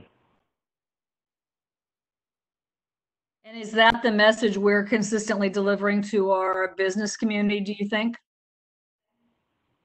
It's, I think, the message that was in our order that we adopted a week ago. But more and more, you're going to get more civil disobedience. You saw what happened in Fresno yesterday. Placer County has decided to say no to the governor. So more and more, the state of California is going to start doing some jurisdictions, some cities, Parlier's doing their own thing. More and more, we're going to see evidence of that, more civil disobedience, and probably worse. I don't know, I was going to bring it up a little later, but kind of dovetailing on what Jose said, with the pushback from cities and counties, the state is, well, it appears to me they're doubling down. I had a conversation, my son is an ABC licensee. He received an email about 3 o'clock today that ABC is proposing new administrative action regulations where ABC has always been able to take licenses from people for selling drugs on the premises, acts of violence, human trafficking, being a dangerous bar, trying to bribe ABC people. They've always had the ability to do that, but they just are now wanting to put in, and this is a 5-day response period. The licensee or employee or agent of the licensee acts in a manner in conflict with limits established by order of a federal, state, or local official during a state of emergency to protect the public health, welfare, and safety. And this feels really wrong to me. The legislature is not in session. Our judicial people are kind of sitting on their hands right now, at least in my opinion, because they don't want to set the precedent for interfering in an emergency, and anybody who challenges the king is going to get smacked around. And this doesn't feel right to me. I did have a conversation. I was hoping last Thursday that the state was going to come out with some type of guidelines for restaurants to open up. And I had a conversation with several restaurant owners, and I asked them, could you do business not selling alcohol? Could you, with spacing, with, maybe starting off at 30 to 50% of their occupancy? And most of them said, I could probably make it work. In other words, make enough money to keep my doors open, pay my employees. And by conversation with, I talked to the local ABC representative about what if an ABC licensee said, I will not sell alcohol, I will be a dry restaurant. Could we do that? And he alluded to the fact that they'd still be in conflict. And then I proposed, well, what if they inactivated their own ABC license? And they're going to look into it, and I've talked to both Assemblyman Patterson's office and Senator Borges' office. But we have restaurants that they may never open again, unless we can get them open, and the only way for them to open is to flaunt, flaunt the state, and apparently the state's going to smack them down. I have a feeling that we're going to have restaurants and bars that in a year will be cannabis businesses because the Bureau of Cannabis Control won't beat them up like this. This is not good, but we need to be able to put our businesses in a situation where they can succeed. And unfortunately, we're being held hostage by the standards of other areas that have we don't have the exposure they do. Yes. No, I know. So I just was kind of curious. And then I guess my second question is, I want to know, because I don't have the order in front of me, where does our city have a message on, I know we have a message on social distancing, because I know that was in the order. Did the governor's order have face masks in that? I can't remember the language specifically, and I didn't pull it up. Sorry. There is no national, state, county order for Face masks? facial covering. There's just a recommendation. The only place that has a mandate for facial coverings is that around here is the city of Fresno. Okay. All right. Is that correct, Luke? That's correct. All right. Linda, So, do you want me to send you the proposed ABC language? yeah, I mean, I'd be curious to look at that. I mean, I think it's a good alternative for restaurants if they can make it without the alcohol. I think that's reasonable. I wanted to be sure that we were, we're encouraging, I think the mask thing is a double-edged sword. So we're encouraging businesses to do what they can to make shoppers feel comfortable. And if they don't want to, if they're not requiring masks and people wish they were, then that's not, they're not getting good feedback from those customers, probably won't go back to that business, and vice versa. I get the vice versa. And then I'm curious about, I noticed farmers market photos on the news.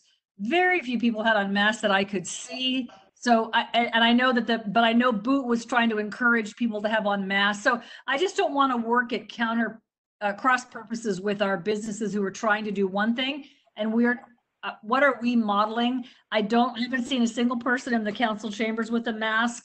I don't think last week many had on masks. So I just want to be clear, what is our message on masks? Not required, not encouraged. What? Just personal choice? Is that the message that we're delivering? I think that's accurate, Len, at least in my opinion. I remember I had a conversation with a friend who, when we came out, she told me that, she says, I have an autoimmune disease and I'm concerned about going out and shopping with people without masks. And my comment to her was, if you walk into a store and you're not comfortable, before you walk out, you should probably have a chat with the owner and say, hey, I'm not going to be buying here today because of this. And when I put out something on my own social media page asking people to wear masks, even if you don't think it matters, it's going to make the person next to you feel more comfortable because they may have a disease or some type of condition that you don't know because it's not visible, and would make them feel safer. And I was really disappointed with the response. There's so much, I don't know if disinformation, but there's so many conflicting opinions that it's almost like I wanted to throw my hands up in the air and say, okay, whatever you want. I imagine you deal with that too, right, Lynn? Yeah, I mean, absolutely. So I think I'm just trying to get clear on masks don't protect me, they protect you. So that's the point of masks. And I think how we behave as a city. So if we're not requiring them in our chambers, I just need to know what where we are. If I personally want to wear one and you don't, whatever. I think there's that.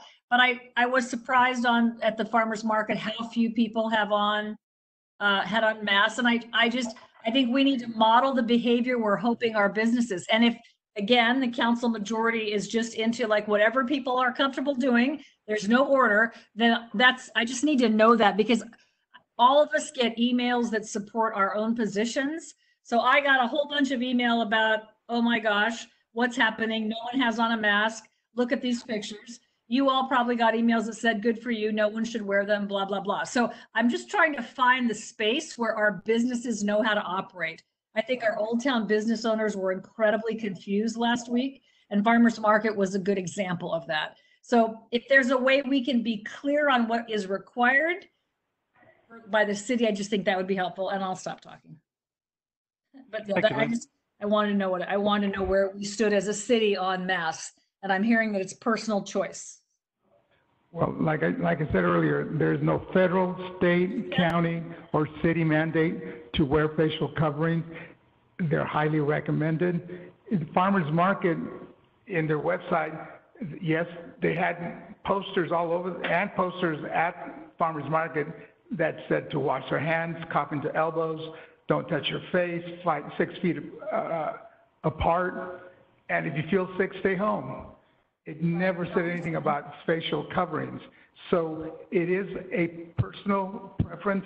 There's conflicting evidence whether facial coverings assist or not. And facial coverings is to protect, it's so you don't contaminate others with what you might have. So it is a personal preference. We should not become draconian like the city to the west that wants to mandate everything. I think people know their risk and their risk levels. Each person should behave accordingly.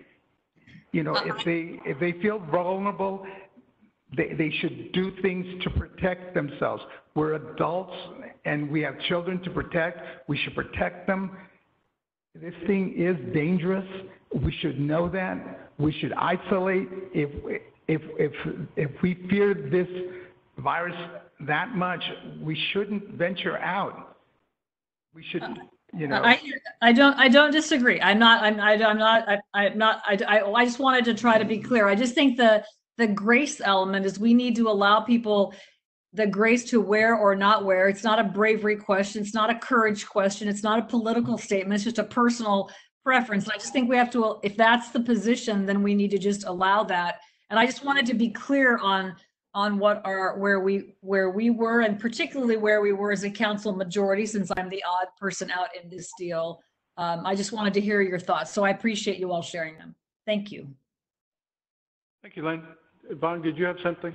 Yeah, back to your first point, Bob. I think that's what I've been struggling with, to try to find what's that scientific data point in which we stand on. And I like what you said. I think it's the deaths and the hospitalizations, because if all 43 were 16-year-olds who got it, you know, good chance, not a big factor, they're all going to survive. And I also, you know, would like to also know from those 43, how many are good right now. So in other words, it's not all 43 right now that are infected walking around. It just keeps growing, but there's probably, maybe there's only 9 right now that are active, or maybe only 30. And those are good things to know, because it's showing that, oh, you know, all those are recovering. I don't know what you can provide for us, Luke, but if there's something that can kind of help us go, that's a good metric to me. With regards to the confusion, I mean, I've always advocated for just open up. We're not going to do anything. You guys, you know, more almost to, they're adults and we let them, you know, decide. And we as a city are going to actually defy and allow everybody to open up. I know that we're not there. I like to operate with science and with data as well. And so I really want to know from Chief and from you, Luke, since we made our orders last week, what has been the response? You know, have we gotten a lot of calls to go, oh, this business is open, what are you guys going to do? And if we have had calls, how many have we referred to or told to go just call the county? What's been the reaction? So that way we kind of get a sense of how we're responding, what their reaction is to the city. So I think initially there was confusion, people calling saying, does this mean I can open? And we explained to them, no, the state order is still in effect. All we did is say that we're not going to enforce it. We removed our duplicate orders, but said we're not enforcing the state orders. It caused some confusion. I think there was more confusion caused by other cities doing things, you know, kind of doing their own thing, saying we're going to open this. Again, we do not have the authority to say that restaurants can open. We can say it all we want, but the governor can still take away their license and still close them down. So there was a bit of confusion. I think everybody kind of got the idea, and we saw the public response. I would say that we had a pretty favorable response. There are still some people that are calling, and I can, I'll let Andy tell you, because Andy's got the short straw, so those calls get rolled to Andy, because we do look at it as a business issue. So I'll turn it over to Andy, and he can kind of give you a breakdown as to percentage-wise and what our response to that has been.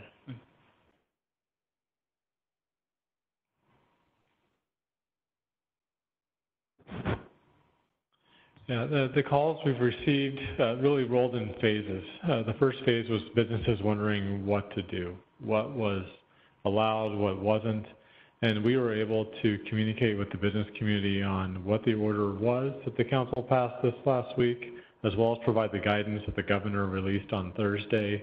There's a lot more guidance than just the phased plan that he had implemented. There were checklists. We put out our checklist. So a lot of information went out last week, which went a long ways to helping businesses understand what they needed to do and any risks that they were taking if they chose to open.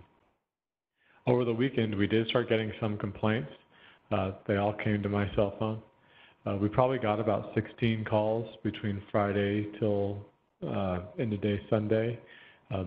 Most of those were just tips that were provided about a business that was operating that they felt was not compliant with what they felt was the order. Some of those were valid, some weren't. Any that were not valid, we disregarded. And those that were, we either contacted the person back and provided them information on how to file a complaint with the appropriate entity, or if it was something that we felt we should engage in, we did. So that's where we're at. And were any to the level where we actually had to refer to the county? The only refer to the county was that I can recall. We provided the phone number to the county for questions that businesses had regarding enforcement of orders, such as a public swimming pool at an apartment complex. There was nothing that was enforcement related. It was more along the lines of providing advice that we just didn't have the knowledge to provide.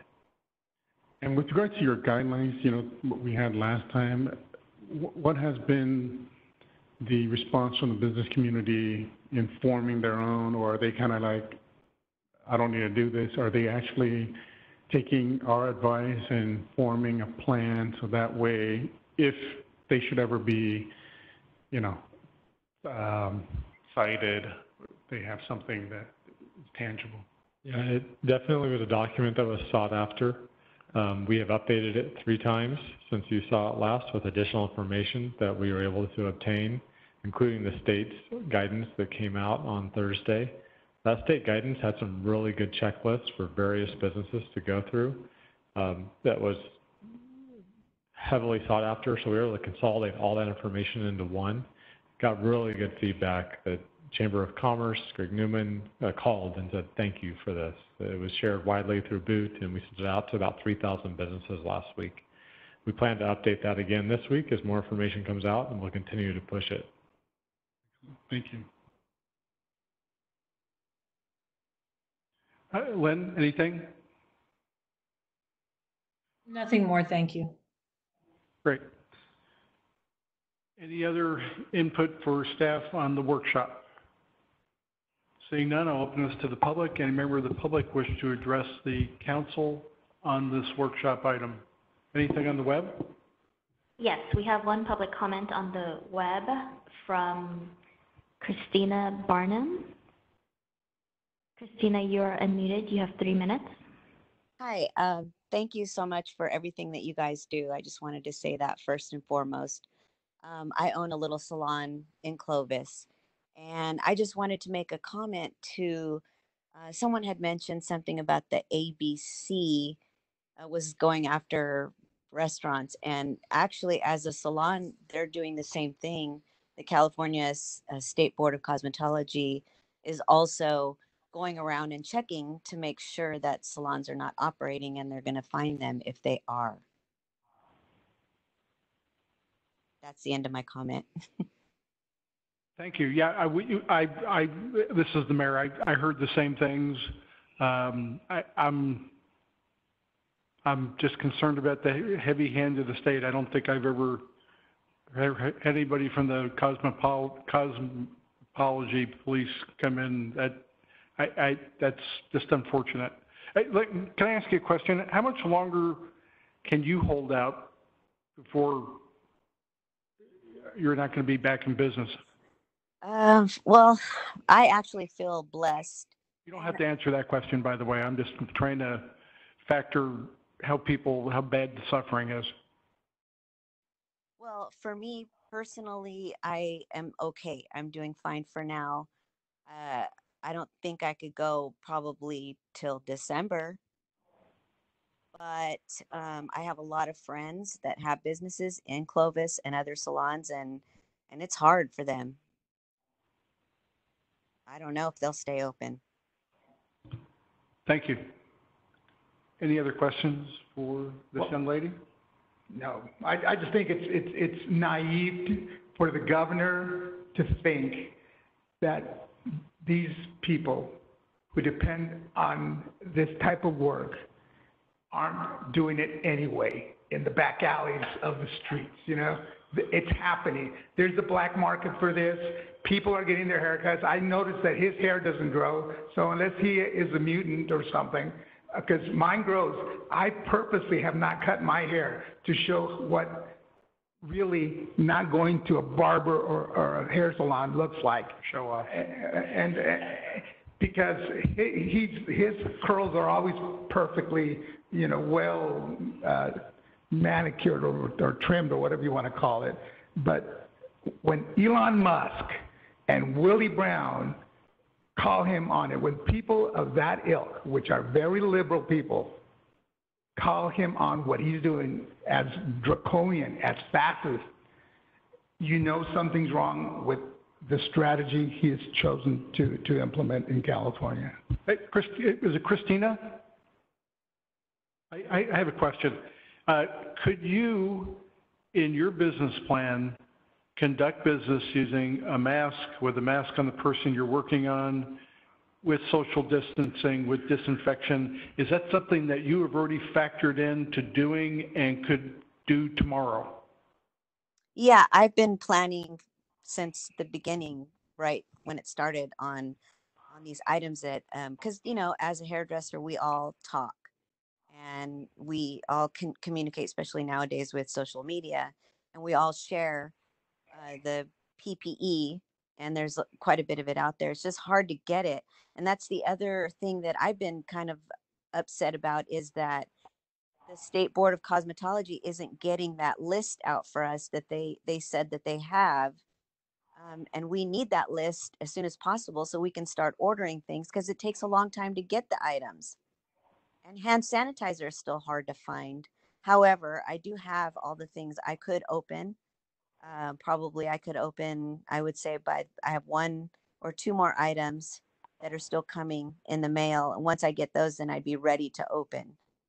But I can make it work with a mask and a shield and whatever I need to operate, because I love the craft and I've been doing it for 29 years. And I think my customers would be fine with all that. And I already follow a really long, strict guidelines as it is. California is one of the strictest places to pass the board in the first place. Thank you so much. Any other member of the public on WebEx? No. Do we have any written comments? We do not. Okay, I will close public comments, and we don't really have anything to approve on this, do we? Okay. Come to city manager comments. Luke? Okay, for the record, my wife cuts my hair. This is the second time she's done it. That was a leap of... That's what they all say. I bought my own clippers. It was a leap of faith of me letting her cut my hair. She hasn't let me cut her hair, which is fine by me, but... Bob? Do we have pictures? You do. How did I know? We're getting back to normal enough, so I thought I would throw up a photograph for you. That is a Polish chicken. It's really just called a Polish chicken. I thought it'd be called something much more exotic than that, but it belongs to my brother-in-law, who lives in a community called Darien, Connecticut, which is an incorporated city where they allow laying hens. And so that prompts me to, and I don't know if you guys get the same emails that I get. Yes. Do you? So, I think that's, I don't think it's a well-kept secret, but perhaps it's a secret that within the city of Clovis, we have some laying hens. I think that the neighbors are happy to allow the person who has the laying hens to keep the laying hens, because maybe they get some eggs from the person who has the laying hens. But the email that I guess we all received this week had to do with perhaps maybe allowing for laying hens, because I guess this particular crisis has opened up some people's eyes to the idea that eggs are sometimes hard to come by in a crisis. And so I think that it would not be too terribly far afield from our traditions in the city of Clovis to allow for laying hens, so that there don't have to be people hiding the clucking of their pets in their backyard. So I would like for us to agendize an item at some point in the future, so we can take a look at amending our municipal code. There's a couple of sections. The 6.1.301 focuses on restriction on number of household pets. So maybe we would say something like, 3 laying hens at a max, or 2 turtle doves? Yeah, something like that. And then farm animals would be 6.1.303, which basically says no farm animals in the city of Clovis. So I know that there are some communities in the Central Valley that allow for laying hens, and maybe we can have some model codes to take a look at. But I think that maybe if we made sure that there were no roosters, we might be okay with having some laying hens in our city legally. So if we could agendize that, and then maybe take a look at if it's possible, if the council, I know we can't talk about it now, but if the council was in favor of it, we can modify that ordinance to allow for laying hens. Lynn? Nothing, thank you. Bong? Just a question with regards to people in the lobby, John or Chad. Are they given a chance to come in to talk? And do they know? I just had a text that they weren't allowed to come in, so I just wanted to make sure, because sometimes I think we may forget to ask about lobby folks, and so.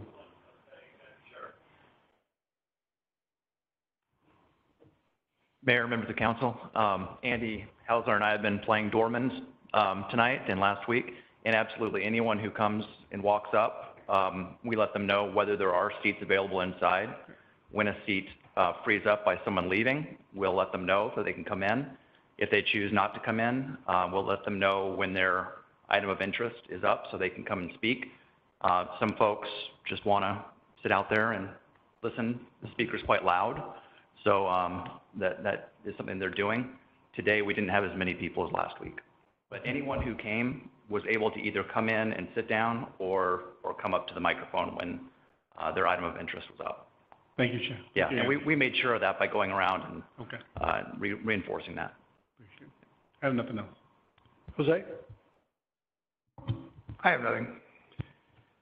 Let's see, after the last meeting, I did a Zoom interview with the Chamber of Commerce that I thought went pretty well. I think the Chamber did a very nice job with that. I also did a town hall with Channel 47. And I was it was myself, Gary Bredefeld, a county supervisor from Kings County, and an assemblyman, and I that was fairly, I thought it went pretty well. We got asked some specific questions. But you know, and with the emails, I think we're all getting the same emails, most of us.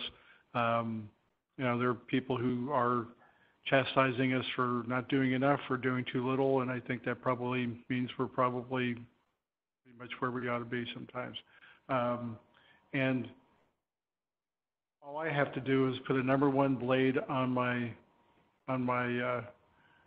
hair clippers, stand out in the yard, and then I don't have to clean anything up. And so that's why I look perfectly coiffed. And that's all I have, unless there's anything else. John, do we have anything else? We're taking a look at the calendar for next month, and we're considering trying to cancel the meeting of June 8th because of our scheduling of things that we have coming forward or getting a little bit lighter. So just a heads up, we'll take a look at it, and we'll come back the first meeting in June and put it on the calendar for you guys to discuss. Great, thank you. If there's nothing else, we'll be in adjournment. Thank you.